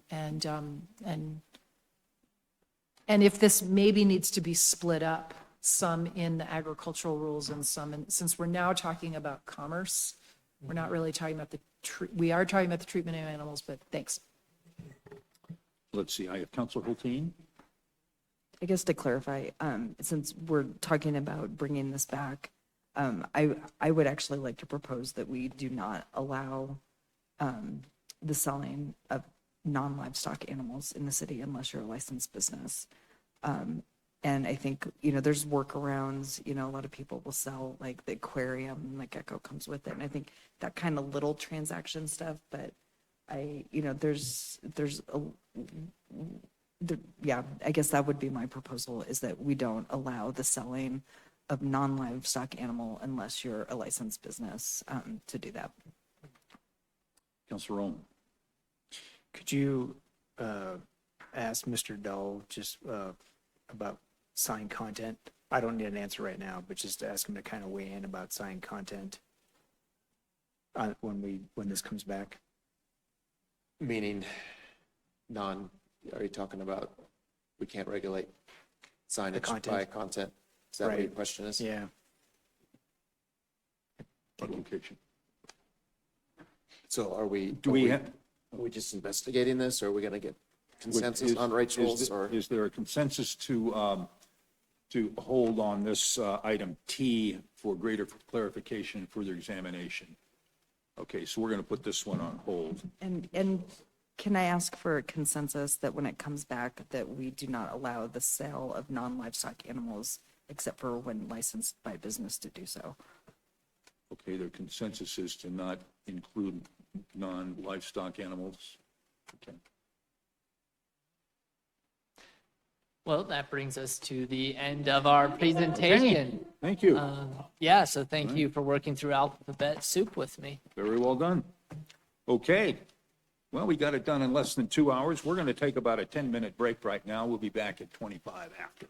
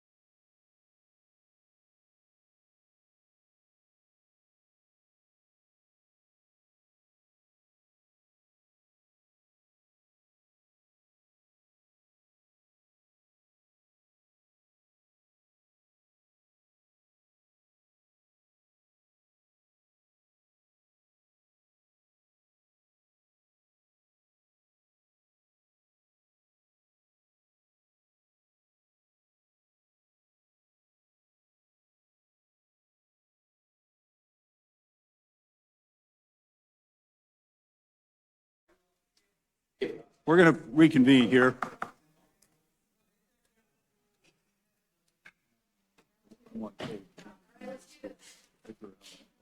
Yeah. Does that look like it? Yeah, yeah. Okay, thank you. We're going to reconvene our meeting, our study session, to go to agenda item number 2. This is a discussion on amendments to our social club ordinance, or lack thereof. So, Thank you, Mr. Mayor. Yeah, I want to give a little bit of background on this first, which we didn't include in the memo, but in 2007, going back, I don't know if any of you were around on council? No? We had one particular business in town. It was more of a nightclub, El Dorado Club, and it did cause some neighborhood issues and concerns, and city council at that time adopted a new ordinance, the social club ordinance, put pretty heavy restrictions in place for those types of businesses, which we'll talk about a little bit this evening. But unfortunately, there were unintended consequences for smaller event centers, such as Swiss Flower. And Heidi is here this evening, and we would like to give her some, since she's patiently waited. She can, if she wants, can speak to her concerns. But we have put together, Cole has worked with numerous folks across the city to come up with some recommendations to differentiate between these nightclubs and smaller social event clubs. And that's why we're here this evening. And Heidi, did you want to start out and say a few words, or you want us just to get going? Does everybody know Heidi? Okay. So everyone knows me? Everyone knows me, yes? You don't know me. well, introduce yourself. I'm Heidi. I have Swiss Flower Shop. Been here for 55 years in Wheatridge, same property, pretty much a fixture. So when we built the new building, the original building next door, which is the family building for, 50, since 69, we wanted to put something there that could add to the community. And the building has such great bones and energy, and it's a wonderful space. And so instead of, tearing this history down, we decided to clean it up and to rent it out for small venues. And when I say small venues, it's more for like a celebration of life. So a place where family can come and be in a home-like setting. If anyone's been in the building, there's many little rooms, and it's a great space to have that intimate setting for a memorial, a baby shower, whatever you want to have in there, but it's not this cold environment that is mostly available to people. So that's what we did, and we've been doing it for 6+ years. Very small amount of people, because I like to kind of protect the building as well. I don't want it to be abused. I am very picky about who gets to enjoy my building. I also am mindful of the fact that I want to make sure that the parking is not going to interfere with my business as well. So we restrict it to a great deal. With that in mind, come October, so we would have maybe, I would guess, maybe 10 events a year, something like that. Lots of memorial services, generally about 3 hours of time that people could come and have their celebration of life. So back in October, a gentleman comes into the shop and says, you need a social club license, which of course I am thinking, my business is not a social club. It's 3 hours of people coming in celebrating someone's life. And that's when we got to learn about this new code, or this old code that was never enforced. So I'm hoping that we can kind of find some resolution, as this is a lovely opportunity for people to come to Wheatridge that maybe would not know about Wheatridge. For instance, when a service happens, people are traveling to come to the service that are being now exposed to Wheatridge. Suzanne from Food for Thought does our catering, so it's supporting yet another local business. And it's also having people show up and see a wonderful gift and floral shop next door, or perhaps they're ordering flowers for the service. So it's a full circle of adding to Weetridge. So I hope that we can come up with something creative that will allow us to do something that was certainly not a social club. Any questions? No? Okay. Thank you.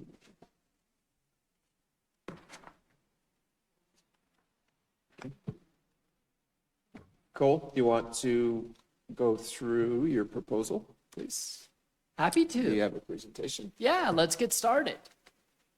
So on the agenda for this presentation, we're going to be talking a little bit about social club origins, which we might skip through quickly because City Manager Goff gave us a great explanation for the origin of this.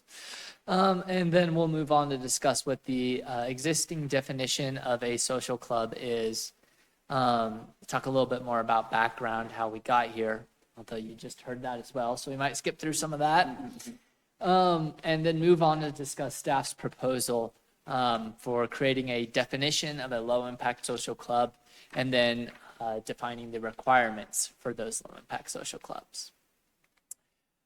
So, as was said, it started in 2007. The code was actually, interestingly enough, was modeled after the requirements for adult business licenses, which were in place at the time. And I think that speaks to some of the strictness that is associated with the social club that's in place and the strict application procedures, requirements, and penalties that are associated with it. So moving on to what the definition of a social club is currently. It is defined as a private business that leases their space for private events, such as parties or fundraisers. And then notably, the code defines the types of businesses that are not considered social clubs that might do this. And that's liquor licensed establishments. And the reason why that was put in place was because the justification was the liquor licensing process was sufficiently strict enough to weed out bad actors that they were concerned about in the social club process. But in addition to liquor license establishments not being considered social clubs, lodges, so like an Elks Lodge, schools, churches, nightclubs, and event spaces hosting their own events are not considered social clubs. And these social clubs, they're required to go under a strict application process, which is quite expensive.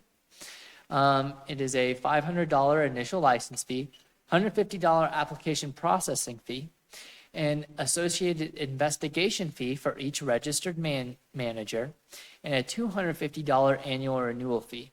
The reason why the costs for this are so high, again, are because the investigative processes and the work on the city side for these social clubs is very intensive, requiring strict background checks and a lot of work on our side. So, to get to why we're addressing this issue now, you've already heard about Swiss Flowers and Gifts, which was prompting us to take a look at this part of the code and really identify the problem, which is that this social club license scheme creates barriers for small, non-event focused businesses wishing to occasionally rent their space for events. And in order to address this problem, we propose creating a two-tiered approach that would reduce barriers for low-impact social clubs, while in that other tier, keeping regulations in place for those other social clubs. And the way that we plan on going about this is to define low-impact social clubs, give them their definition, and then set the requirements for them in contrast to the definition and requirements for normal social clubs.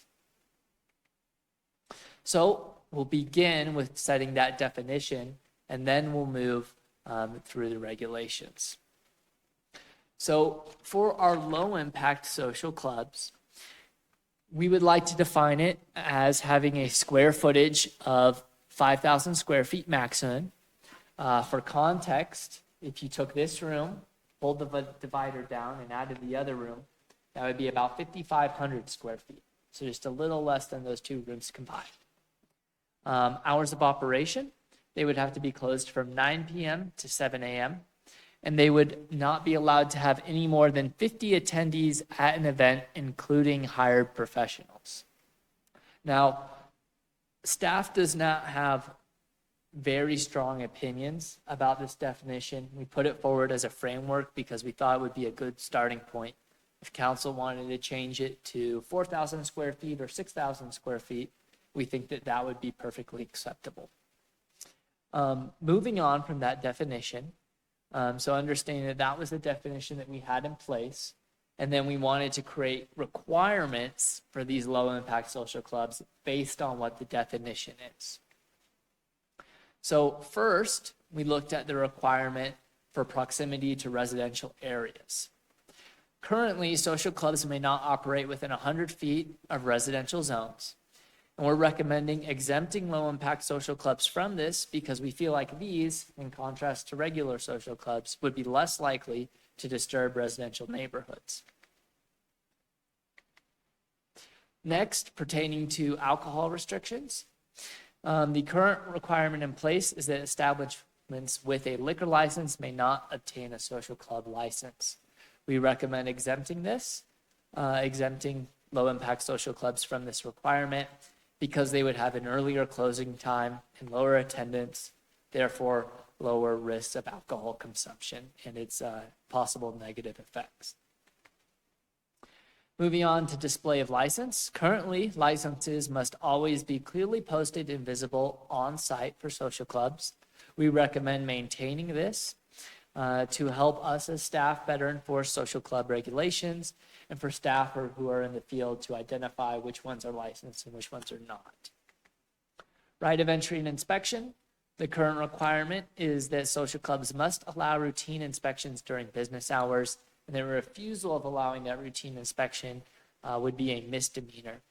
We recommend exempting these social clubs from this requirement because, again, for these types of social clubs, we're not envisioning that the event hosting will be their main point of business. So it makes more sense for us to treat them more like a typical business than a social club. And we feel like it's unnecessary to achieve a compliance, and because they are low impact, there will be less crime and less risk of crime associated with them. Incident reporting. Currently, all unlawful acts, disturbances, or assaults must be reported. We recommend exempting low-impact social clubs from this, simply because we feel like they're going to have much less of a risk for these unlawful acts, and we don't feel like it's necessary to have this in place to have these businesses report such bad behavior. Noise and vibration. Noises must not exceed a normal conversation at the property line, and vibrations must not be perceptible off-site. Notably, these noise requirements for social clubs are much stricter than our general noise requirements, so we're holding them to a higher standard here. And we recommend maintaining this because we feel like low-impact social clubs, by definition, should not disturb their neighbors and neighborhoods. Biannual registration. Low-impact social clubs would be required to submit up-to-date information every 2 years, location, ownership, contact, and there would not be a fee associated with it because we feel like it would be quite little work on behalf of the city. We're recommending that we implement this. This would be a new requirement. And we want it in place because it will help us to facilitate enforcement of regulations better so that we can, again, identify who is licensed as a social club and who's not. And that would better facilitate enforcement in the field for our officers and code enforcement. Manager presence. The current requirement in place is that a registered manager must be on site while the club is operating. We recommend exempting these low-impact social clubs from that requirement because we feel like they would be less likely to cause disturbances to the surrounding neighborhood that would be necessary to have a manager in place to address. Lighting.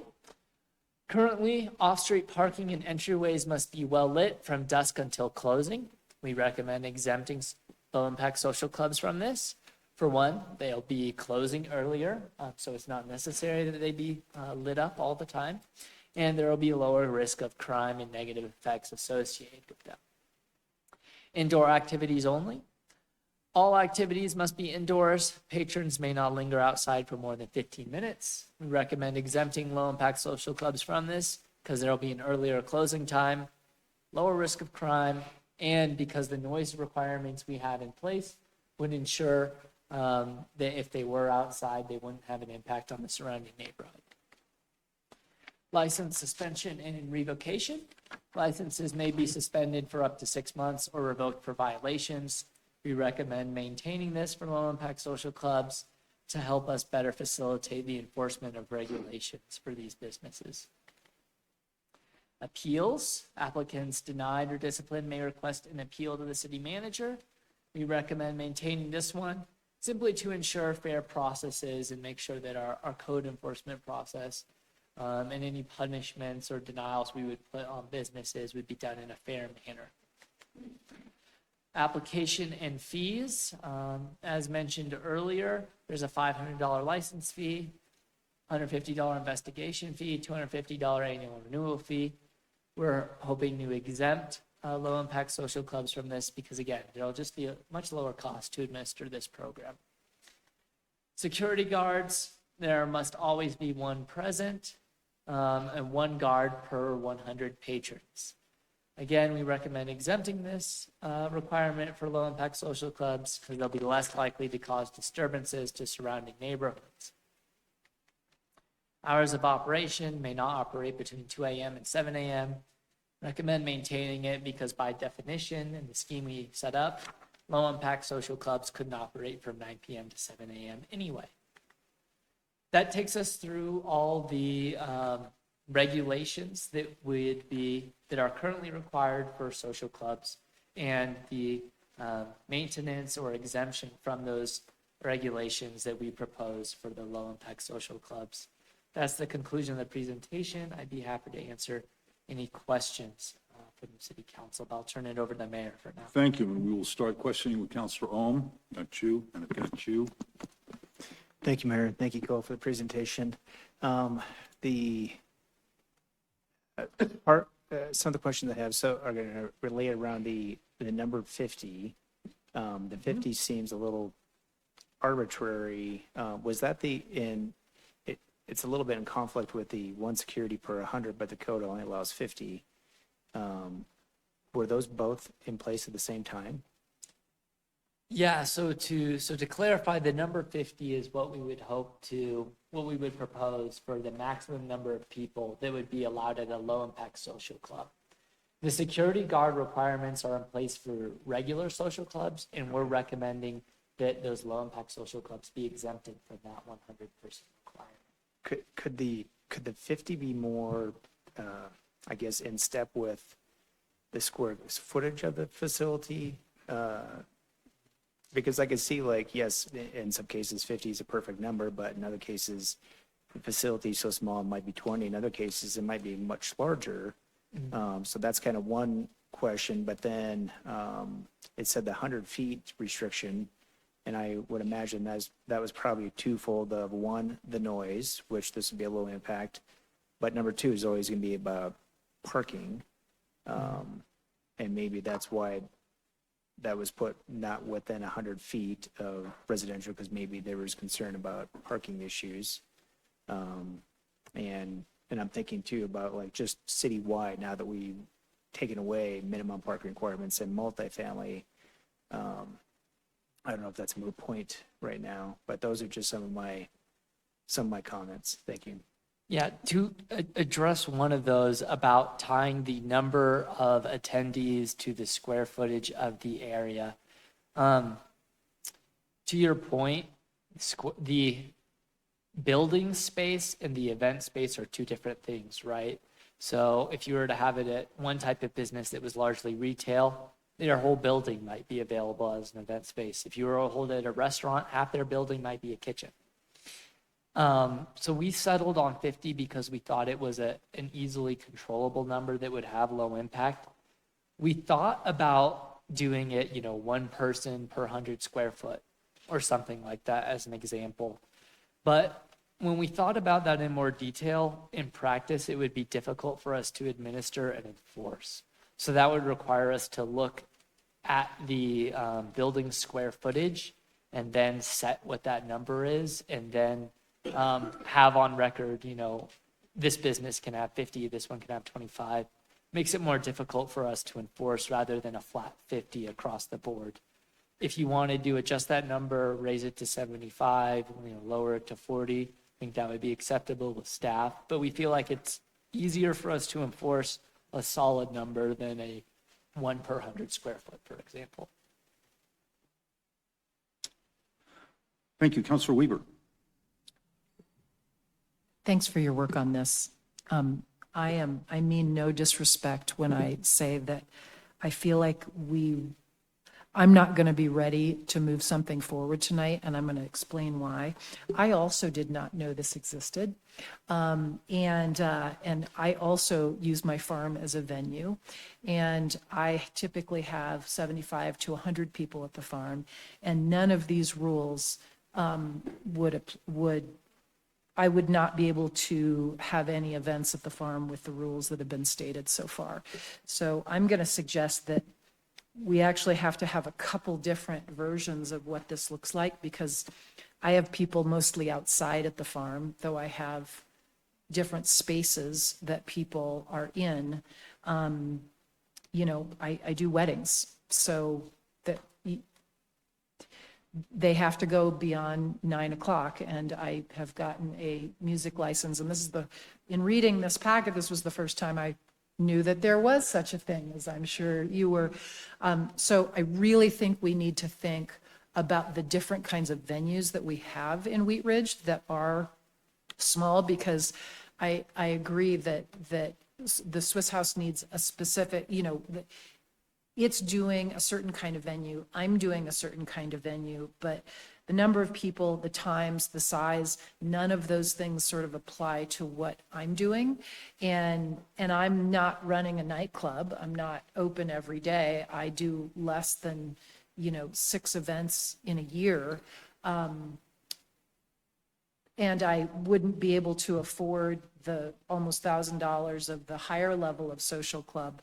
But I think if we're gonna, I just feel like we need some more research around what's appropriate for the different kinds of venues that we have, because this effectively would stop me from being able to have any events at the farm, because I have a different kind of movement and the off-street parking and noise and all of those different things. And I certainly want to respect all of those different rules, but I think that's why we do have some of these event licensing and noise restrictions and things that I've always applied for these things. And that's why I'm sort of surprised that this is the first time I'm hearing of this in reading this.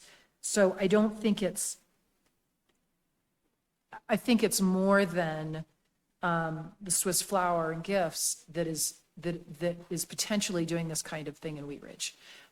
So, because there are people with large acreage properties that are potentially going to do, and I don't know if it's thinking about the number of events or the number of people, but I have 13 acres. And so you're not going to hear 75, I have probably, at least 6 events a year. And so far, I've not had any police, complaints or anything like that. And I certainly want to abide by the law, but I want us to think a little bit, and I really appreciate the fact that you're acknowledging that are venues that are not adult clubs. Sorry. There's Five Bridges Farm, there's Swiss Flower and Gift. And then there's Shotgun Boys. No, I'm teasing. So I guess I would like us to discuss it, but I don't feel like I'm ready to really hash through specific rules tonight. And I do agree that there does need to be either 1 or 2 categories. And thank you so much. And I'd be happy to sit on a committee and hash through some of those things. And the mayor might have some comments too. Thanks. Thank you. Councilor Snell. Thank you, Mayor. I also was just curious about the no manager for the low impact social club. There is the wording is there's not really a need to have a registered manager on site. Does that mean that you would just need to have an unregistered manager, or is this like, just leave the key under the mat when you're done, or what does that look like? Yeah, neither a registered or unmanaged or unregistered manager would be required is what we propose. So the registered manager, to become a registered manager, requires a background check process, which is quite intensive, and we feel like that was not necessary. If there was to be an unregistered manager, certainly just talking about it, that seemingly makes sense. I'm not sure we would want to put that in the code. Them being unregistered would inherently make it difficult for us to hold them accountable to that part of it, which could pose some difficulty. What wasn't our intent though, that, yeah, it'd be self-served event space. There would still be somebody who owns or works there to be there. So kind of someone to It's make just sure that, With social club ordinance it required, like Nicole was saying, it had to be a registered manager, which required background checks. Right. And we just want that level of, yeah, it's Yeah. not that big of a thing. Yeah, It's yeah. more of just like making sure that people are taking care of the space, or Yeah. there's not a risk of someone injuring themselves or something like Yeah. that. Okay, that's great, thank you. Mayor Pro Tem Stites. Thank you, Mr. Mayor. And good presentation, Cole. I appreciate it. I guess I had a different question, but I want to go back to Councilor Weaver's question. Is there a difference between Five Ridges Farm and Swiss? It depends on the activity. So if Five Ridges Farm is a business that rents their space out to other people to host events, then that would be considered a social club unless you have a liquor license. there probably is a different category between a Swiss Flowers and a farm event space that we probably need to dig into further. Okay. Yeah, I mean, I'm comfortable moving this forward, one, to make sure that this business can get back going where they need to go when we're not messing with them, but then maybe start looking at a third tier, I guess, that maybe a larger event space that's not, does that make sense? Like Yeah. something like Five Bridges Farm, or I'm sure we have other event spaces like that. So I would be comfortable moving forward with this so that Swiss can get moving forward with their business, and that we have that maybe smaller, and maybe it's a smaller, maybe it's the 5,000 square feet, whereas we have a farm, which is much larger and can accommodate more people, but still doesn't have a huge impact on the neighborhood that it's in. So maybe we can move forward with that. Thank you. Thank you. Hulteen, Councilor Hulteen. Thank you. So I appreciate that we're trying to solve for this. I think one of the things that I'm hearing both from Swiss Flower and from Councilor Weaver is that we've got unique destinations and we've got people who are stewards of those in our community. And one of the ways to, continue to own and steward some of our historic properties and culturally significant properties is this type of business model, which allows that. So I'm really strongly in support of that. When I first read the packet, I was just confused by the social club, and especially hearing the context that what started as an adult business regulation that then was regulating something else to something else. I feel like we're translating something that's been translated, and what we're really doing, and what I'm hearing from Weaver and Mayor Pro Tem Stites is what we're actually doing is we're trying to figure out how to regulate venues. And it seems like an entirely different proposition than modifying an existing code that was meant to really be around some pretty salacious and damaging business practices in our community. So I don't know what bringing it back would look like in a timely way, because I want to be sensitive to Swiss Flower. But I think what we're hearing tonight is that there's a regulation of event venues that is really, in favor of what we value and have said again and again at this table is important to us around our city. So I'm a little hesitant about just moving forward with this to be sensitive to one business. If we can revisit this and bring it back in a timely manner. And so I guess that's a question I have is with the sensitivity to the business that brought it to our attention, how long would it take for us to go back and really look at it as not an adoption of social club, which just doesn't even sound like the right. Yeah, I think we can work separately with Swiss Flower Okay. on an arrangement while we're investigating this more Okay. thoroughly. I think this needs time. I think you're right. We should probably throw out the social club ordinance and start from scratch on more of an event regulations, Yeah. licensing. And it makes me excited because I think that this is actually something that will bring people to our city. And I think we've got a lot of like heritage business owners that are, thinking creatively. And I know I've struggled sometimes trying to find venues in the city. So I'd rather us do it right as long as it's not at the detriment of Swiss Flower. So that would be my proposal, is that we come back at a later time with looking at venues as what we're trying to figure out, and not an adaptation of an existing. We've got some more questions from the counselors that have already spoken, but I had a couple that I wanted to ask you. So the social clubs that we have now, do you know how many of those are in operation in the city? Oh, this is a complicated question because we probably have more that are in operation than are licensed. So we have one business that is consistently on and off been licensed as ownership has changed over the years in the city of Wheat Ridge. And we have at least one other business that we believe is engaging in these activities as their primary business model. That has not ever had a social club license. So I think part of the problem here with this specific part of the code is that we haven't always proactively and consistently enforced it in a fair manner. And that's led to some confusion and lack of adoption throughout the entire city. And then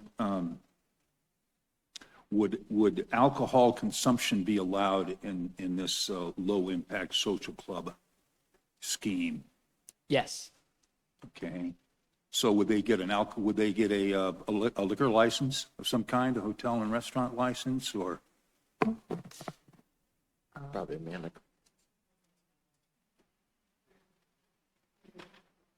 Go to our city clerk, or who?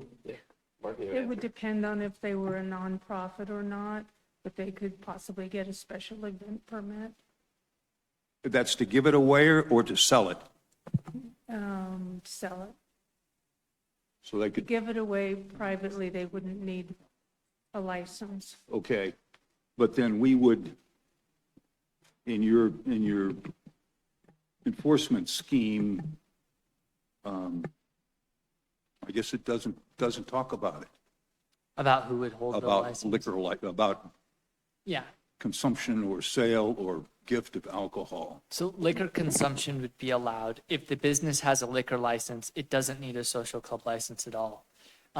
If the liquor is allowed, what that essentially means is that the caterer would likely have to obtain the license to sell the liquor and provide it on site as part of the event. But if you had a liquor license, you're frozen out of the social club. Yes, you do not have to adhere to it. And the reason why that was put in place was because the process and the requirements for liquor license establishments were felt to be strict enough at the time. But then you say that an establishment with a liquor license would not be able to obtain a They don't social have club. to. I think it was not that they can't, but they don't have to. It says that they may not. obtain Yeah, it, but that's probably wrong not- language. okay. They don't have to because they've Okay. already been through liquor Okay. licensing investigation backgrounds. And Amanda, you were able to get liquor Yeah, so license? the way I have been advised to do it is that upon leasing the land and the facility, that private person hires a licensed bartender that works out of a specific 20 by 20 foot space and can provide the alcohol for that venue, not sell it, but the second party who has leased the property hires a bartender to then sell the alcohol. That's how weddings are typically done in various venues like this around the state. And then were there any parking requirements established, or these could be 100 feet from a residential zone? And I guess they could operate in any zone in the city? No, they could only operate in certain commercial zones within the city. So, for example, they might not be allowed in a heavily industrial zone. It's only in commercial zones where they're permitted. Okay. And then that probably covers the parking requirements? There are no parking requirements for either the low-impact social clubs or the regular social clubs. I'm in the wrong business. Okay. Counselor Ohm. Thank you, Mayor. So this says that a social club is a private business that leases space. So would something like the Grange, which is a nonprofit, would that be? It's kind of a social club because I feel like they do kind of lease or rent out their space, but it's a nonprofit. But where does that fit into this? Is it exempt? Is it? It's a good question, and there's not a great answer, but I think the question is whether or not it would be interpreted as a club like an Elks Lodge, which would be exempt, or if it would be considered a business. I think we would likely consider it to be more of a club in that circumstance. But it's not a question that has an answer because we haven't done a lot of enforcement of this. Okay, thank you. Counselor Weaver. I would like to go back to what Counselor Hulteen said. I'm just kind of offended, I will be very honest with you, that I'm being considered and Heidi's being considered in category with what has been called a social club, which we all know the sort of back history of. And that's not what we're doing. You're doing mostly funerals and celebrations of life. It was a nightclub. It wasn't an adult business. I think Okay. it might have been. It's a It was nefarious modeled after an background. adult It's a business nefarious ordinance, background. yeah. We all know the great stories around Wheat Ridge Yep. about these places. And I would really, really appreciate having a separate category for this. I would like to be called a venue. I'm sure you'd like to be called a venue. And then we can work around the licensing and the liquor stuff that venues deal with. And I'd also, because I'm sitting here going, gosh, do I have to cancel the things that I've already booked for this summer because I just found out about this?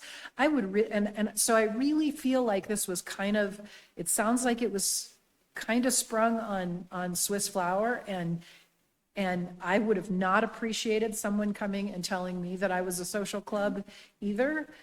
So I really think a moratorium until this can be sorted out. I think Swiss Flower has been a big part of the community for a long time, and I know neither one of us wants to break any laws or anything like that, and I don't want to prevent them from being able to do their venues this summer as promised. I'd like to not have to cancel the venues I've promised to as promised, but knowing that this is forthcoming. Sorry. So in October, when I was visited by the city in regards to the fact that I was a social club, we covered up the sign, we took it off the website because it was sort of like, you know what? I guess screw it. I just won't do anything with my building. So we only pay property taxes, and we have a building that's beautiful, and we don't do anything in it. Seems a little insane. I have funerals that have said, are you sure we can't host this? I said, I don't have any clarification yet. So it's been how many months now? 8, 9 months of not doing anything in the building. Yeah. Because I'm waiting. So, yeah. I find that pretty unacceptable. I will be very honest with you all. And I don't think, I probably just have to back down because this is a very personal thing. Yeah, it is. It's unfortunate this has happened, but it's a code section that was in place since 2007. And that's what happens when you hire a code enforcement person, which we've done to monitor and regulate these things. And that's how it came up. And so we're addressing that. That's why we're here tonight. It's your decision as council to tell us what to do. And I've heard pretty loud and clear that we probably should come back with different options, potentially getting rid of the social club ordinance. We'll work with current businesses to allow them to keep moving forward in some fashion. Does that work? Consensus on that? Okay, we got a couple of questions. Counselor Larson wanted to Yes, speak. thank you, and I really wanted to hear what the council was concerned about here, because this just raised so many questions for me. Particularly on the background, and for somebody that was not here in 2007, I don't know anything about it. So the fact that we have something in our code that is very, very specific and restrictive in a lot of ways, more restrictive than a typical liquor establishment, a bar, restaurant, that it does raise the question, Patrick, you just mentioned that maybe this section of the code should be reviewed. Thank you. I just had a few questions. I want to make sure I get these out here so they can be considered. You already answered the question about how many social clubs exist now. I believe there is one in District 4. I won't put a name out there, but it sure looks like what would, under the definition of social club. But I can't find any more information about it. So we'll talk about that later. If we are allowed, if a venue is allowed to host or allowed to serve alcohol, because we're creating a separate category from bars and restaurants that are licensed to sell liquor, but a venue can serve liquor. I've seen this come up in other municipalities. The question then comes up, are they allowed to serve cannabis? No, they're not. Well, that answers the question, though, because it has come up in other places, and it has become kind of a contentious point. We're talking about, in this case, talking about instead of an actual license, it would be simply a registration, at least in the way this is initially proposed. And that crime reporting is not required, but I assumed it would be tracked under calls for service for the police department. Correct. Normal conversation. To me, if you're talking about noise, it has to be on decibels. You have to have some sort of measure.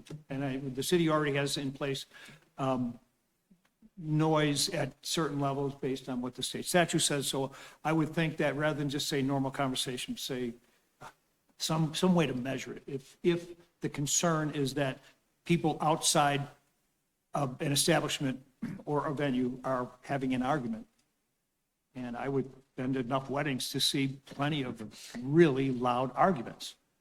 So especially if we're not putting a restriction on where this venue can be located. If it's going to be located next to a residence and you have these sorts of things, these sorts of events going on, who protects the neighbors? And then we do not allow the sale of tobacco near a school within 1,000 feet of a school. So if we're allowing people to consume alcohol and have loud conversations, do we want to include something about near a school? I don't know. It's just the last thing that came up here before I stopped taking notes. Thank you. Mayor Pro Tem Stites. Thank you, Mr. Mayor. I was actually going to make a consensus for exactly what Patrick said a few minutes ago. I don't know if you have more people to go along with that. I do have one question though. What can we do to make sure that these guys can stay open through the summer? We'll look into that, and I'll brief you when we come up with a solution. Okay, thank you. So do we have consensus to send this back to staff for further investigation and work? We do. And come up with a, yep. Does that include looking at repealing the existing social club ordinance? Yeah, I think one of the options is to probably maybe get rid of it altogether and come up with a different regulatory scheme. Okay. I think it sounds like what I heard probably makes sense. Yep. Again, that was a very one issue code that was adopted as the city has done for a lot of things over the years. I did get into all the history. It was actually turned into a federal lawsuit. We went to federal court for discrimination, so it was a thing. So it probably should just go away. Okay. Yeah. Thank you. Okay. Any further discussion on that issue that you need? I think that's it. Okay, thank you so much. With that, we will go to my agenda. I'll go to staff reports. Yeah, just a real quick update. I know Council Member Ohm always likes to hear about this, but before the chief left, in our first full week of speed camera data, this is not in the warning phase anymore, we had 1,231 citations in 1 week. 1,231 citations in 1 week. Yeah, and that's 2 locations. I'm sorry, quick. It started after Memorial, so after school, and that's, yeah, just in 2 locations 1 week, and that's excessive speed. So not people going 4 or 5. Very good argument for Yeah. the need for these things. Yeah, it'll come down, but we expect it to be high. 1,231 citations in 1 week, yeah. And this is a $40 $40 ticket. $40, so. Yeah, we're not doing the school zone right now, since school's out, so we're not doing school zone pricing, so. That's about 48K. Yeah, but there's, the company will take their initial cut for the leasing of the equipment, and then they get an initial 40% cut too, so. Yeah, so there'll be some revenue increases for the city, but the goal is for public safety, Okay. to get people to slow down. That's it. Thank That's it. Okay. So elected officials reports. Who has something to report? Mayor Pro Tem? I'll keep it really brief, Mr. Mayor. Councilor Weaver and I are hosting our District 3 meeting on June 12th, which is next Thursday night, 6:30 to 8 p.m. at the Rec Center. We have E5X coming, which is the new owners of the Lutheran Legacy Campus, and they'll be talking a little bit about what they got going on, as well as everything in District 3 and Wheat Ridge alike. Thank you. Councilor Hulteen? Well, Councilmember Scott Ohm and I are hosting a District 2 meeting this Saturday at Happiness Gardens at 9:30. And I don't know if we have any confirmed special. He says he can probably make it. And we also will be hosting the Lutheran developer, hopefully, 5 days before you. But we really hope people can come. Happiness Gardens this time of year is the happiest place in Wheat Ridge. And it's just there's a lot of stuff going on. District 2 has a lot going on. So we hope people can stop by, learn more about Lutheran, learn more about the green, and happy to answer any questions people have. I hope to see people this Saturday, 9:30, Happiness Gardens, which is at 40th and Ammons. Thanks. Thank you. Additional elected officials? Councilor Snell? Not to compete with the District 2 meeting at Happiness Gardens, but I would also like to extend an invitation to the City of Edgewater, just to our south, is having their Pride celebration and parade. The parade takes off from Edgewater Elementary at 10:30, so you could definitely go to Happiness Gardens first and then make the very short commute to Edgewater and take part in the parade, watch the parade. There's lots of our county-wide partners there. Jeffco Public Health will be there. And it's just going to be a great day. They've done a great job there in Edgewater of building that event for something that the entire community and the county can really enjoy and take part in. So starts at 10:30 till about 3 o'clock. And yeah, that's where I'll be. Oh, and thank you. the most important thing, one of the most important things you should know is that our IDEA committee will be at that celebration. Thanks, Marianne. I'm thinking very clearly. We will have a table there to talk about what the IDEA committee is doing in Wheat Ridge, and just spread the word a little bit. So another reason to come see us. Thank you.